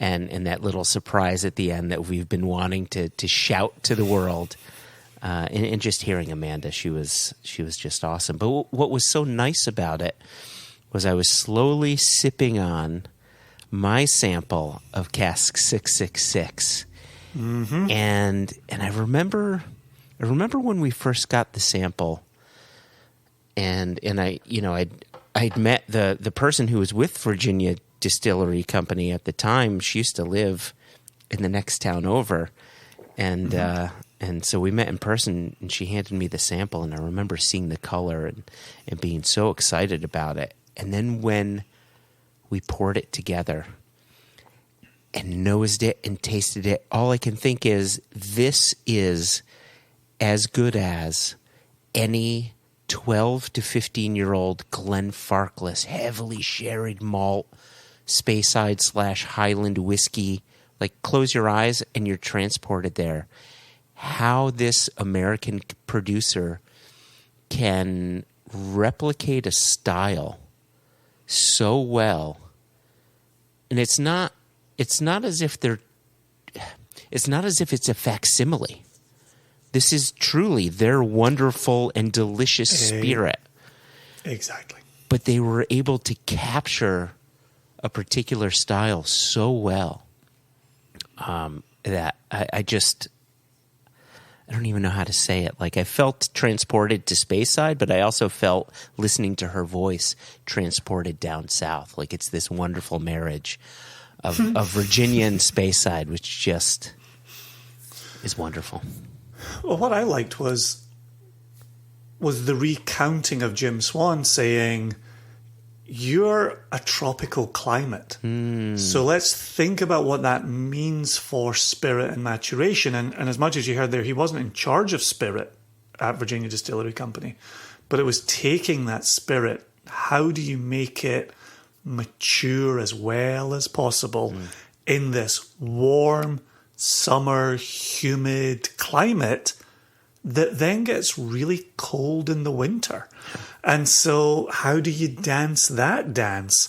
And so to have something at this age, which has now turned 5, but to have it at that age and still be this rich, this complex. And as I'm just sipping it now while listening to the interview, on the finish, I've got these chocolate-covered espresso beans that give a heft and a presence and a wonderful, pleasant drying quality to the very rear of the palate that is a mature whiskey. And again, we've talked about this for years and years now, but we really need to get out of the old habits of maturation and years of maturation as we talk about single malt from around the globe in climates that look nothing like Scotland. And I think we've done a good job with Amrut.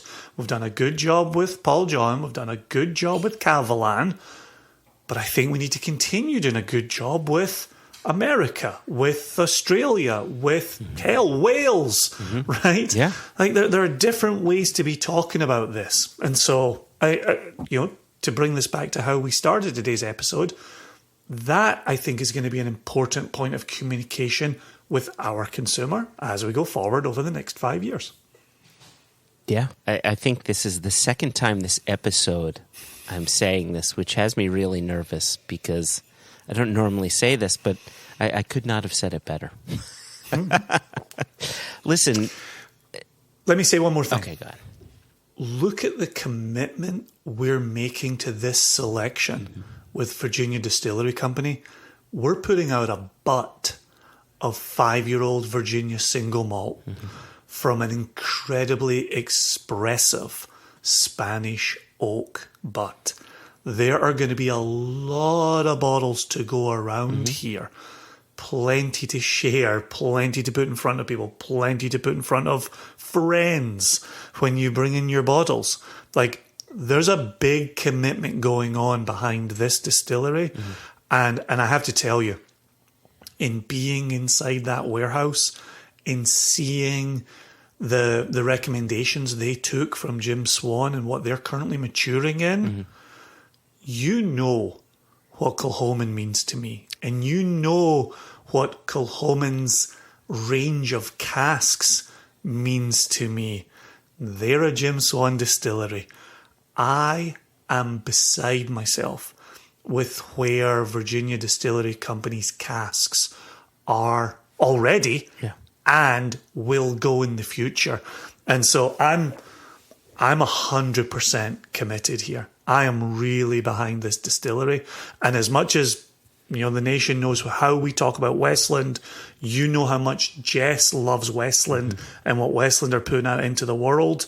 You've heard us with Catoctin Creek.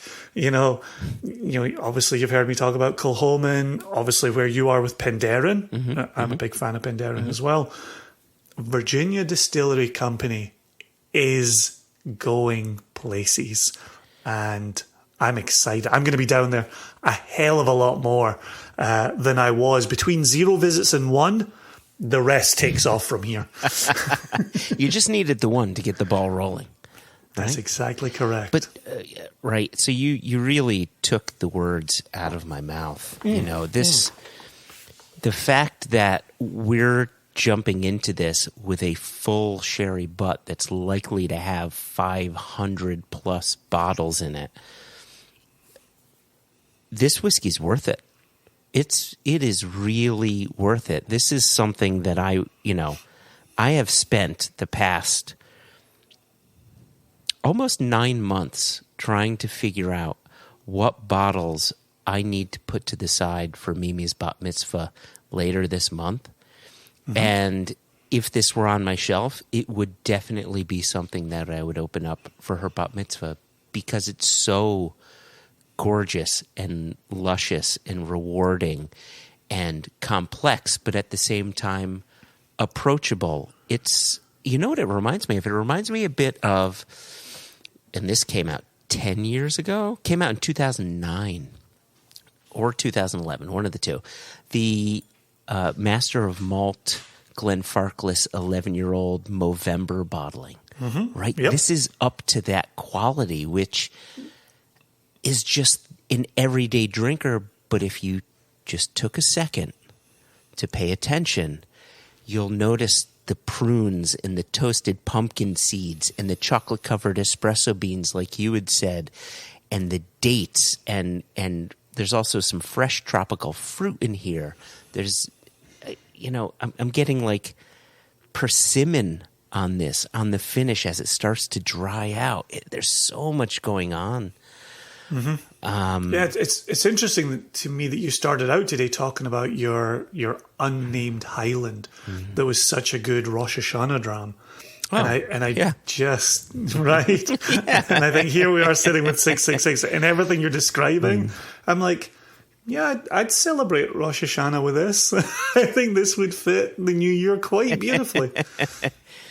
Anyway, I want to thank you, Jason, for driving down to Virginia Distillery Company. Thank you to Amanda for taking time, to meet with you, to take you around the distillery and the warehouse, to talk with you. We have a picture of you in the warehouse. We have a video of you drilling a hole into the cask, so we'll be sure to post that. And that's. I just want to say thank you again. Right, this is another one where you went out on your own.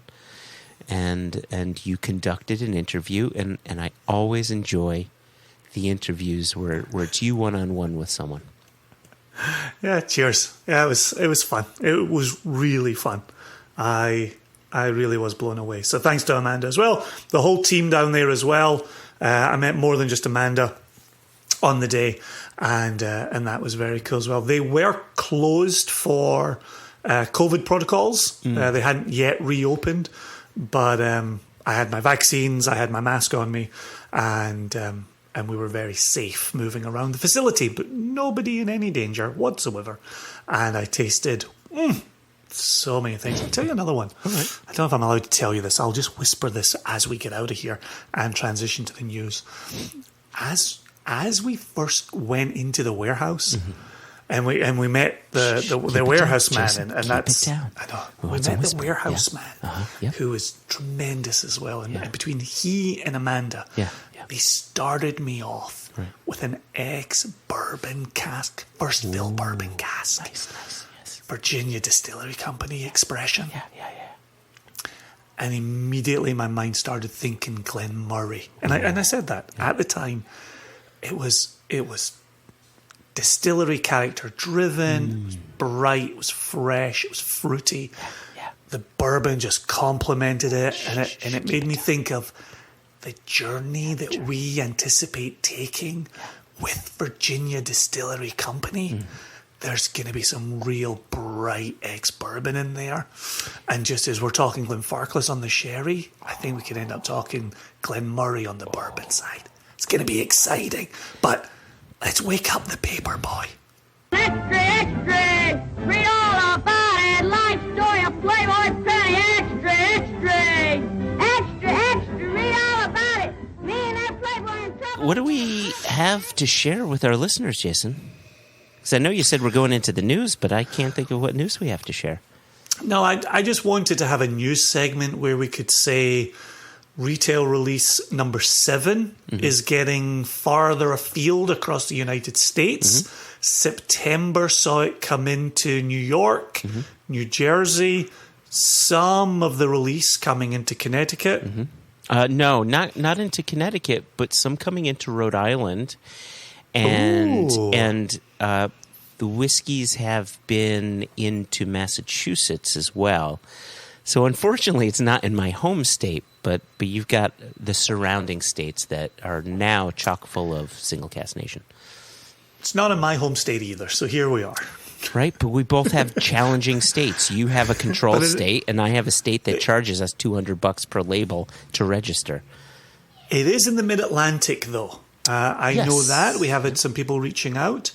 It's not quite an email segment, but I will say, because perhaps we haven't said this before or haven't said this much, there is a distributor exclusive milk and honey in the Mid-Atlantic. Can I pause you there? Because we did something that wasn't very smart, and that not very smart thing was when we got from our bottling hall the number of cases that were produced from that cask, and all of those cases we imported to the U.S., we then started creating our allocations of this state will get this number of cases, this state will get that number of cases, and so on. but we forgot to save a bottle or two for you and me. And so I needed to get a milk and honey. And I wasn't looking for the Prestige LeDroit one, which was for the Mid-Atlantic. But I did find a shop that had a milk and honey. But I wasn't thinking the Distillery exclusive one, so I bought it from that shop down in the Mid-Atlantic. And I was sent the Prestige LeDroit one, the one that I wasn't looking for. I was looking for the national release one. And so I said, if I have to suffer my own whiskey, I'm going to suffer my own whiskey. That Prestige LeDroit one, the one that's exclusive to D.C., Maryland, and what's the other state? Delaware. Delaware, thank you. It is smoky summer in a glass. It's like smoked lemon curds. It's gorgeous. Yeah, wonderful. Yep. Wonderful whiskey. 100%. But the other one, though, and this is the reason why I was looking for the other one, I had forgotten that the other Milk and Honey 3-year-old, let me say this the right way, the Prestige LeDroit one was 3-year-old unpeated malted barley matured in an ex-Isla cask. The other 3-year-old was peated barley, and that was one of the first peated barley milk and honey single casks that I'm aware of. And so I was really interested just to revisit that because I have my sample, but I wanted a full bottle. And so I still have to get a bottle. I'm so glad you brought it up, though, because I ended up getting a bottle I wasn't expecting to get, but I was so happy to get in the end.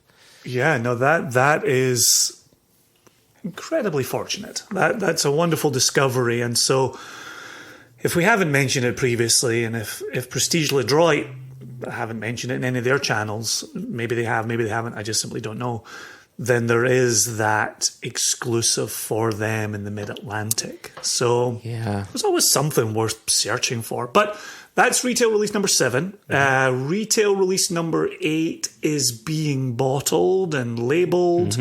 And as we said in the last episode, should hopefully be in the United States by October. ROW3 is being bottled and being labeled, and we will speak to Jess very shortly and discuss ROW3 with her. I don't want to give... Well, first off, thank you for teasing the fact that we have release number 8 coming sometime in October. I don't want to share all of the bottlings that will come along in that. We will in the next episode or two, but I think that it's important to point out likely our biggest release. Because this one, even though it's a Single Cask Nation release, it's a second Water of Life film collaboration. Hugely important, yep. Right, hugely important. Very good friends of ours, of the podcast, of our company, just good people in general. We now, it is a Single Cask Nation release, but we basically combined 6 casks of whiskey to create this Water of Life film bottling. Now, it's from a distillery. We're not allowed to say who it's from. We can't even be cheeky about it. We can't say things like Glenn, who likes more oranges, or boy, I'd love to go and play leapfrog. Stop talking, Joshua. Right? Stop talking. You're making me nervous. I'm just saying. We can't say a word, but what I will say is there's about 1,600-ish bottles, somewhere around there, of this. It's a good batch. It's a good batch. It's bottled at 48.8% alcohol. Really lovely drinking strength on that. That's a fun number. And it's one of the lowest cost bottlings in release number 8.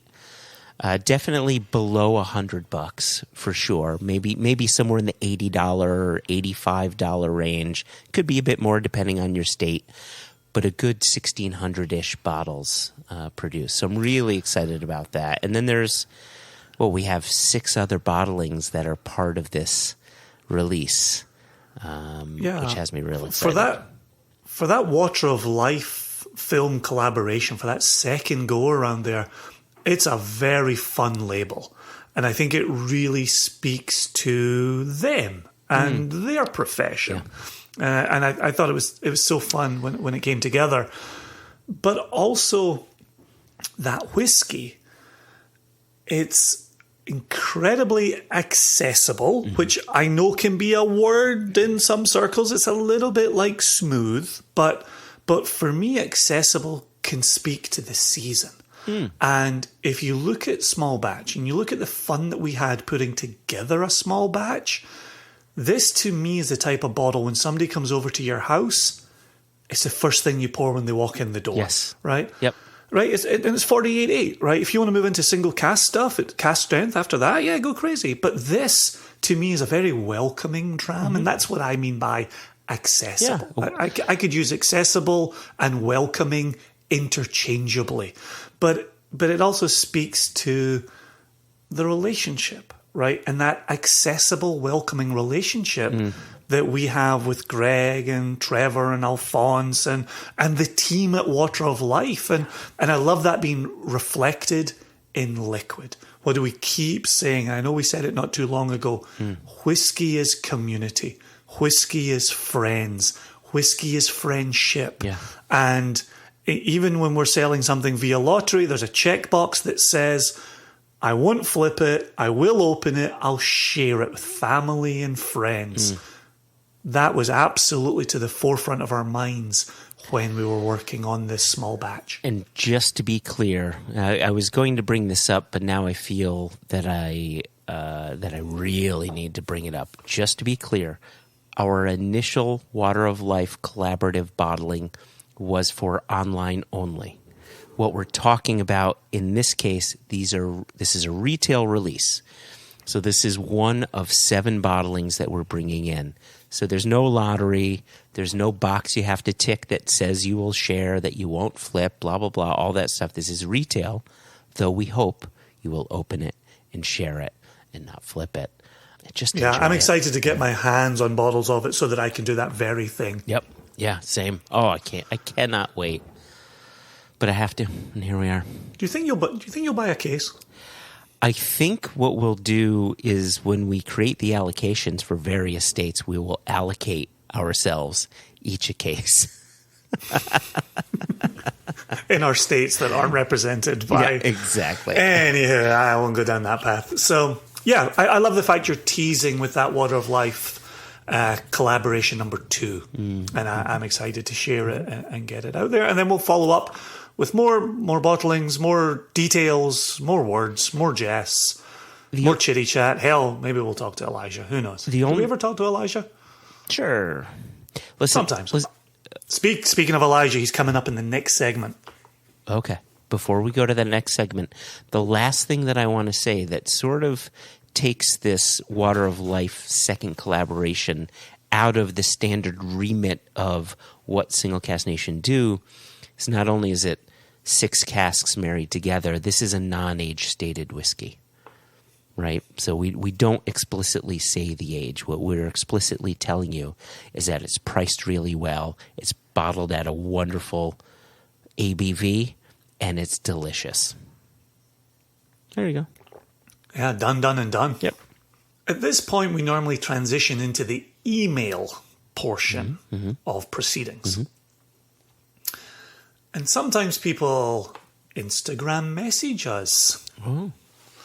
And sometimes people Facebook message us. And sometimes people just tie a note to the leg of a racing pigeon.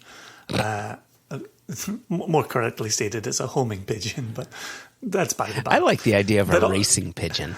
Me too. I love the immediacy of it, the emergency status of it. But in this instance, we got a string of text messages from our very own Elijah Amon. And the reason that I'm bringing this up at the start of this segment is I felt personally attacked. And so I want to share that personal attack with our dear listeners. Okay. And so Elijah texted us to say, can we all agree to never recommend Del Maguey Vida? Yes, he did say this. We are way beyond that, even as an entry-level mezcal. So he was cool and calm in that statement. He then very quickly followed it up with a text that said, "I'm yelling in my car now," which he then followed with another text that said, "I'm yelling at my phone," which he then followed with another text that said, "I'm yelling at this Vida talk." For a gentleman in his late 20s with a family, he was getting very animated. Very animated.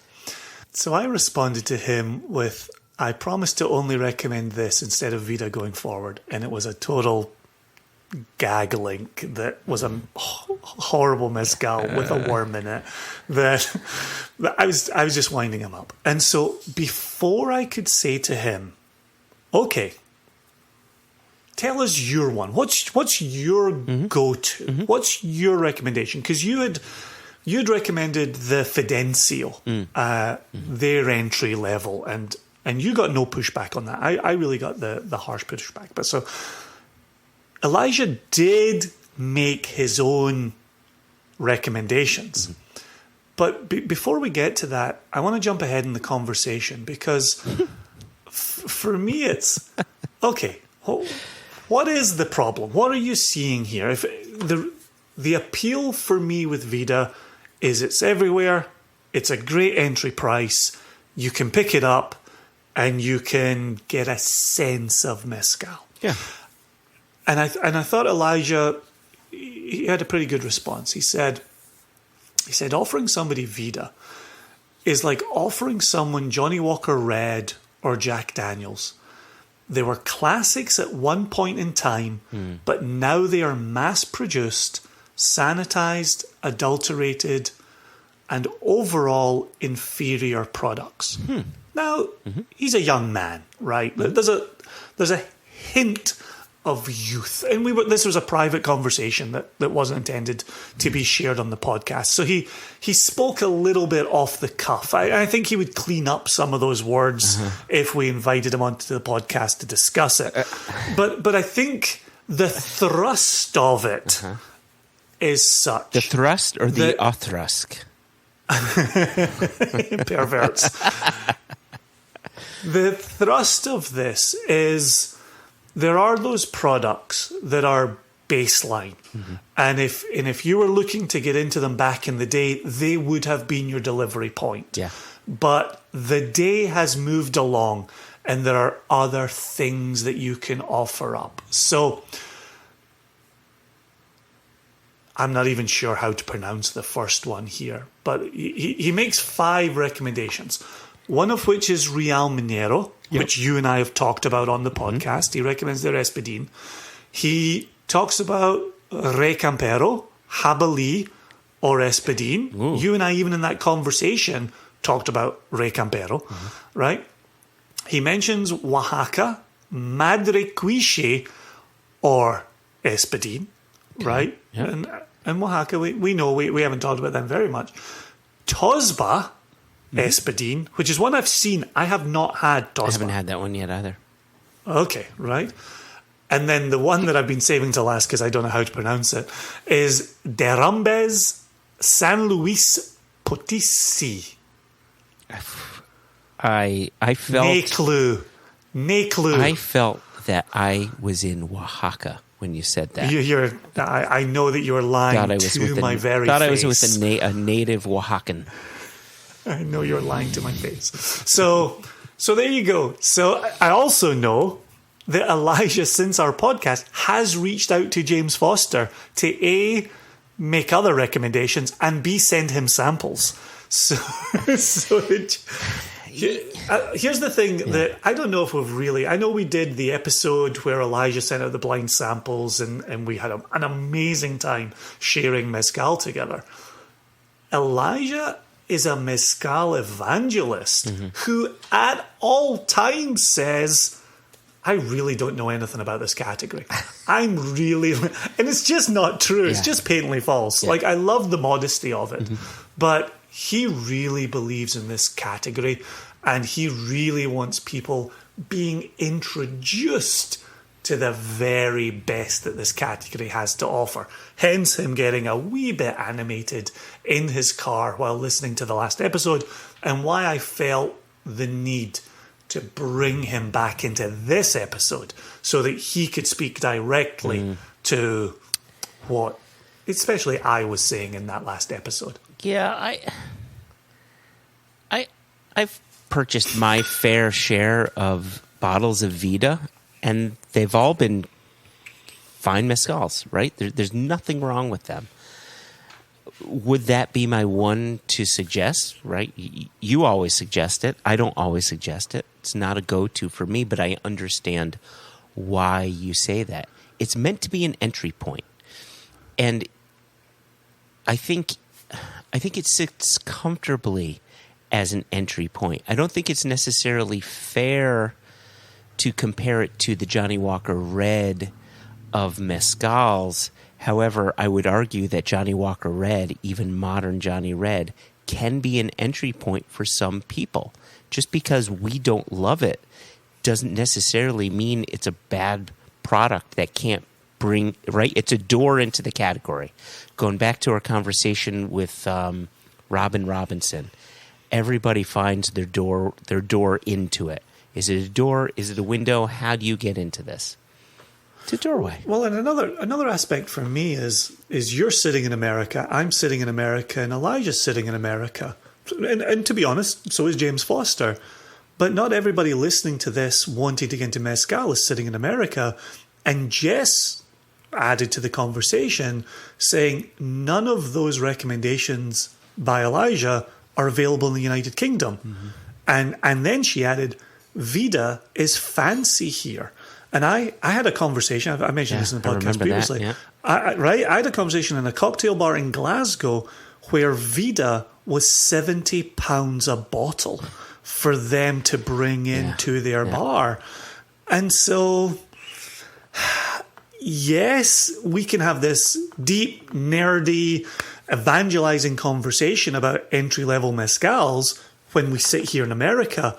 If you're trying to get into this around the world, Vida is your Johnny Red. It is still present. It's still something that will introduce you to a category. So while there may very well be much, much, much, much better entry-level recommendations, where you are in the world might still leave you taking Vida out of a store, which doesn't have a fucking worm in it, which ought to still be celebrated. I think it's also important to think about individual palates. There are certain people whose palate just may never be able to differentiate between a Vida and some El Hogorio Jabali or Madraquish or something like this.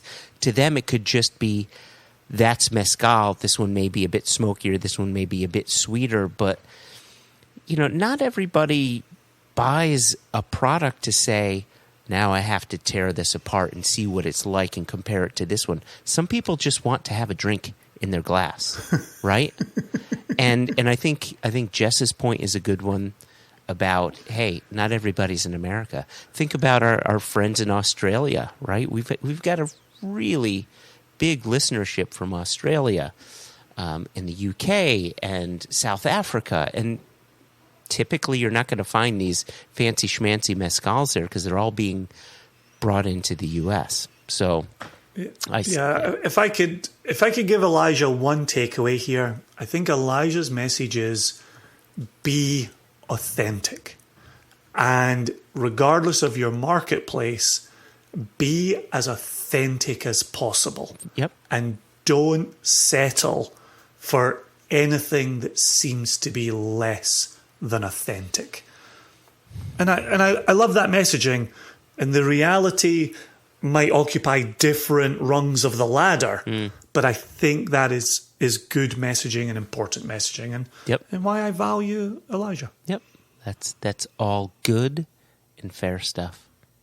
There you go. So who else do we have? Do we have another? We do. Are you in charge? Yeah, sure. Take it away. We have a few emails. In fact, we've got one that came in from Tim Mushaw, which even leads off and it says, this may be too long to talk about in an extra. but he gave us an article, so maybe it's not too long for an extra. That one talks about the word smooth and why it's so thorny. There you go. Which, that seems interesting to say smooth is thorny. I would think of a thorn being anything other than smooth. Oh, but I like that. I like that play on words. See that? Somebody knew what they were doing. But we did get another email, so we'll read that another time. In fact, we may do it for an extra, but we got this email in from Colin Mayers, the pluralized Colin, and it's titled, or the subject is "Greetings from New Zealand," and then it leads off. He says, Kia ora kotu, which means greetings to you all, several J's and an E. I thought it would be best to send you this I thought it would be What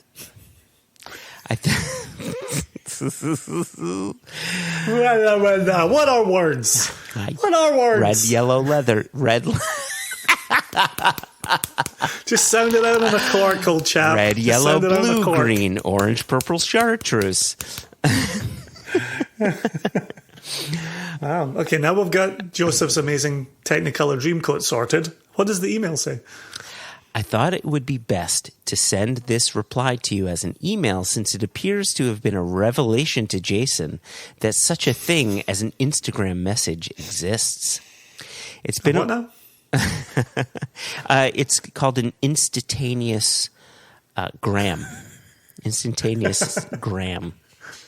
Which I could probably convert that to ounces, but I think you know grams. Anyway, it's been a while now since the first mention on the podcast of my having the avocado spirit sent to you. You know, this is perfect because we were talking about the Water of Life film. Yeah. And we were hanging out with them, and that's when you drank the Water of Life film. And we're talking about Australia, which is really close to New Zealand. I drank the Water of Life film? This is a revelation to Joshua. No, we drank it with the Water of Life film people. Yes, we did. Those are all the words. Okay. I thought it was high time I should get back to you. The avocado spirit certainly sounded ... interesting. My apologies. And smooth. And smooth. That's thorny, Jason. Careful. My apologies to you, Jason, that it ended up going to the place where samples go to die. Yeah, it's true, Colin. It's true. But if we ever show up there, we can drink anything we want. So It's like Willy Wonka's chocolate factory.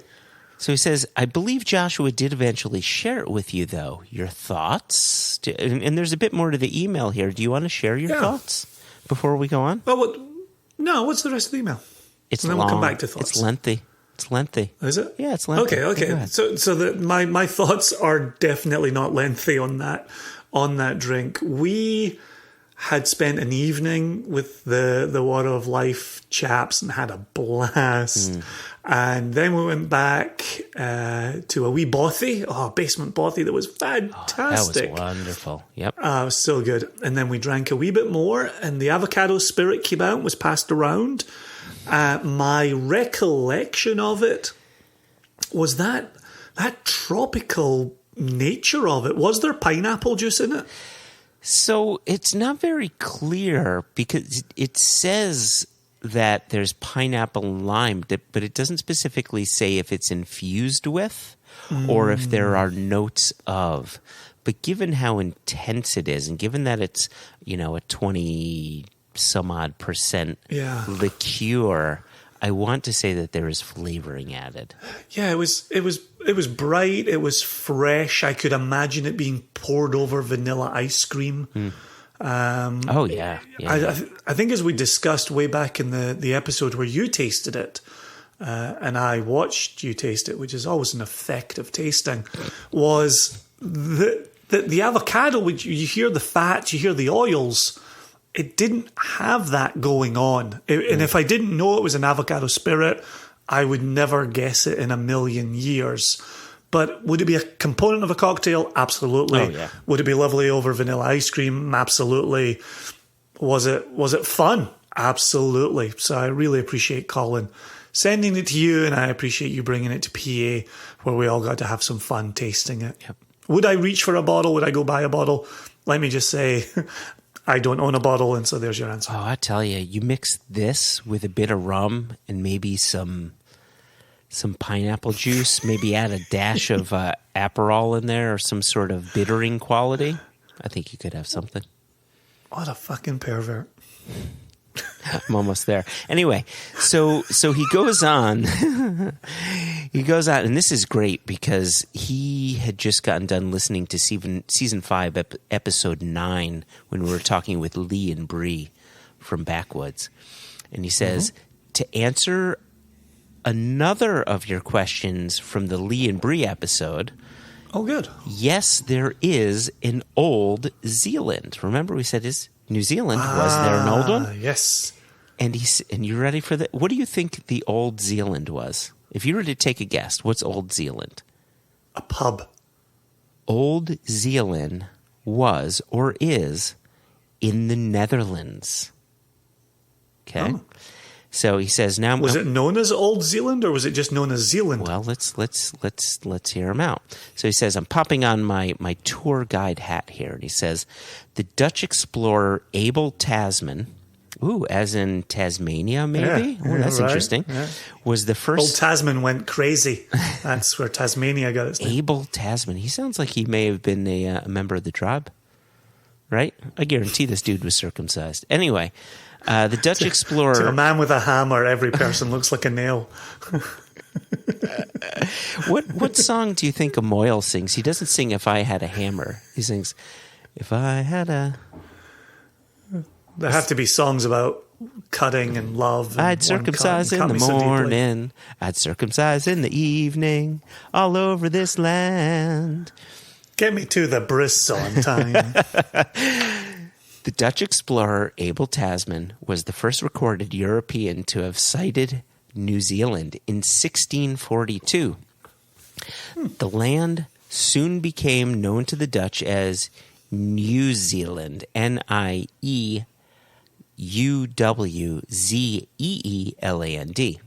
after the maritime province of Zeeland in the southwest of the Netherlands. The name Zealand literally translates to English as Sealand. Zealand? Sealand. Right. That's very good. Yeah, checks out. Yeah. That tracks. In addition, this is so great because he's not asking a question here. He's giving us answers. And I'm loving it. I really like this. In addition, Australia was known to the Dutch as New Holland. There you go. Of course, Holland being much more well-known former province, now a region on the west coast of the Netherlands, a strong British influence from the whalers and the sealers, and Captain Cook onward soon anglicized the name to New Zealand. The other commonly used name for this land is... I'm going to spell it for you, and you can try to. All right, I want to hear how you think it's pronounced. AOT, the number 7, no, I'm joking. AOTEAROA. Oh yeah. That's clearly old Eritrea. Yep, I remember that from my school days. So AOT.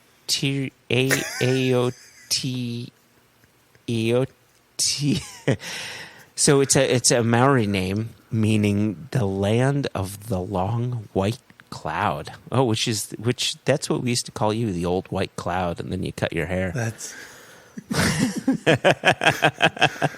Can I just interject very quickly? My 11-year-old saw me get out of the shower today and towel off, and he said, "You are so white." And I was like, "Yeah, you're looking at Scottish skin, my dude." Yeah, I really am white. I don't know why people are still surprised by this. Carry on. And so then he goes on and he says, it was great to hear Connell and Alex on your recent Adelphi Art and American episode, both good friends and friends of the New Zealand whiskey scene. So as Connell mentioned, Whiskey Galore's Dramfest is going ahead in Christchurch on the 26th and 27th of February, 2022. We don't know yet if distillery representatives from Scotland or elsewhere will be allowed to attend. If they can't, I'm sure the good folks of Whiskey Galore will have something up their sleeves to make the event a memorable one. And we get close to the end here. And this is good. He's giving us more information on Dramfest, which I've always been interested in. I've heard very good things. Yep. Dramfest is usually held over the course of the weekend in February and March on even years. So if not for Dramfest 2022, then maybe all you J's and E's will be able to make it down here for another year's Dramfest and extend your trip to do some Lord of the Rings touring, visit some distilleries, and much, much more. By the way, a New Zealand distilleries podcast episode would be great to hear. Be great to hear. Nick Ravenhall touched on some of them and raved about his visit to Wahiki whiskey. Perhaps Wahiki, Cadrona, Thompson's, or one of the other whiskey producers of New Zealand would be up for joining you on the air. And then he closes off. He says, oh, this is so good. Slàinte the New, Thenoo. What does that mean? Yeah. In Scottish. What is the new? For now. For now. Colin the Plural Mares. Whiskey guy at Glengarry's Victoria Park, Auckland. Terrific. That was wonderful. I love that level of knowledge being dropped upon us. I know we joke about not doing research for the podcast and we just kind of wax lyrical about things, but we're always up for more information. And the land of the long white cloud is very, very apropos. Which just sounds like an issue with gas, but that's another story. but I personally love that our listeners seem to be taking on their monikers with a sense of pride with a small p, I think. Right? Well, Andrew Miller, the champagne of beers, is all over that one. Champagne so that's of good. people. And Seabass, Chris Sebastian has adopted Seabass, so that makes me happy as well. Yeah. There you go. And there are more. So many more. So Colin, the pluralized mares. Thank you so much for writing in. What a joy to get that, and a good bit of education. And I love not having to answer a question. Instead, we just got an answer. That was just, I didn't have to think. I just had to learn. I like that. Yeah, we're definitely on board with his idea, getting more Australian, New Zealand producers on the show. We definitely want to be talking more. As we've said numerous times, we want to get down there. We want to meet people face to face. Colin of the Plural Mares is definitely on that list. Getting off to distilleries. It's all there. If only this fucking pandemic would just fuck off. We could go back to living our normal lives again, which would have us out and about, seeing wonderful people. I anticipate that day happening at some point in the future. It's just not yet. I think the official phrase that you say to this pandemic is just "get to," right? Get to. I wish it would get to. There's no doubt about it.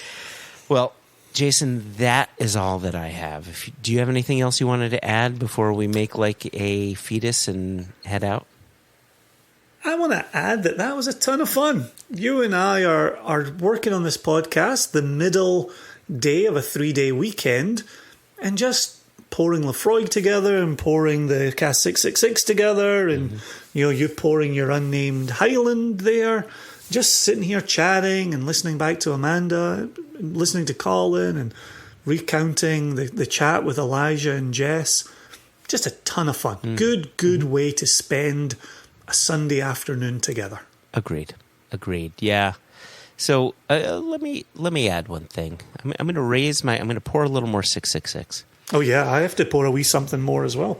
And as we're pouring this, I'm going to raise a glass to you. Hold on, I got to get the right glass. All right. Yep. That's the one I started with. Okay. God. Does anything smell better than an empty Lefroy glass? It's been a good afternoon.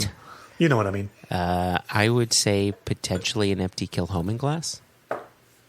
Potentially.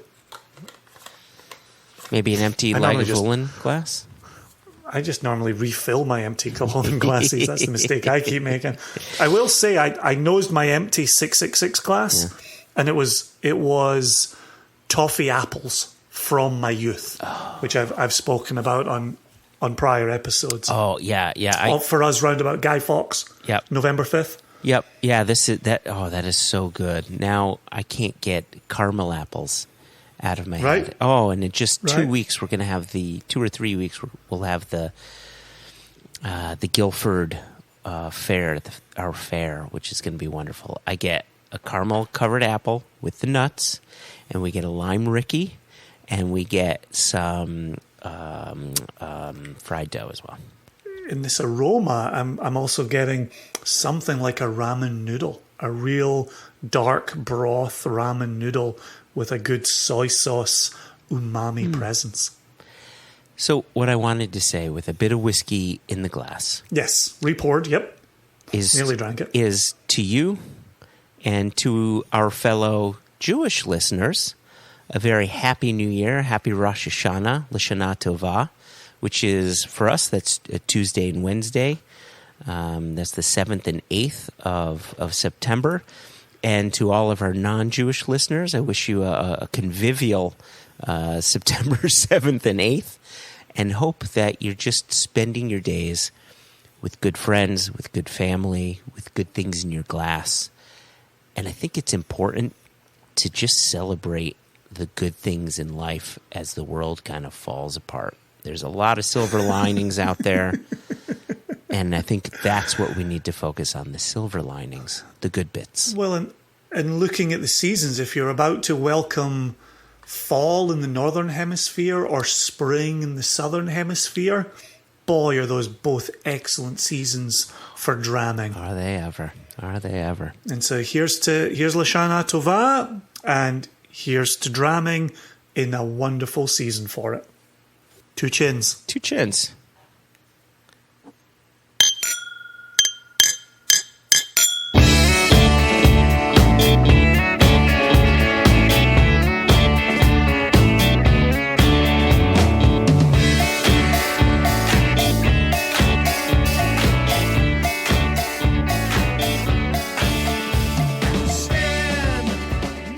So with 666 in mind, I want to see if you and I can do this from memory.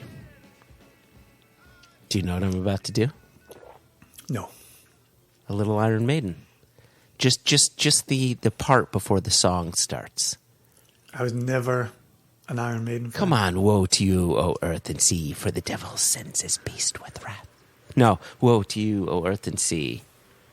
Fuck, I forgot it. And then he goes, well, thanks for that, Dad. Then he says, for the devil sends his beast with wrath, because he knows the time is short.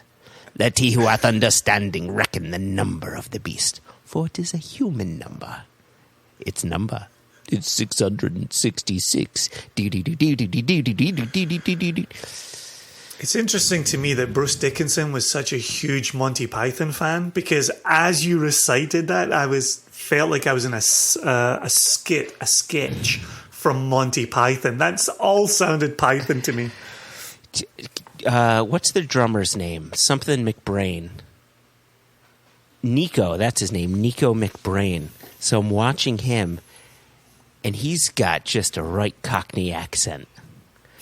So then my dad told me, oh, all right, son, you're going to play the drums. And he was like just every Cockney Python character there was. That documentary is worth it just for the Nico McBrain interview alone. Wonderful to anybody who's interested in music. And Monty Python and Iron Maiden. So anyway,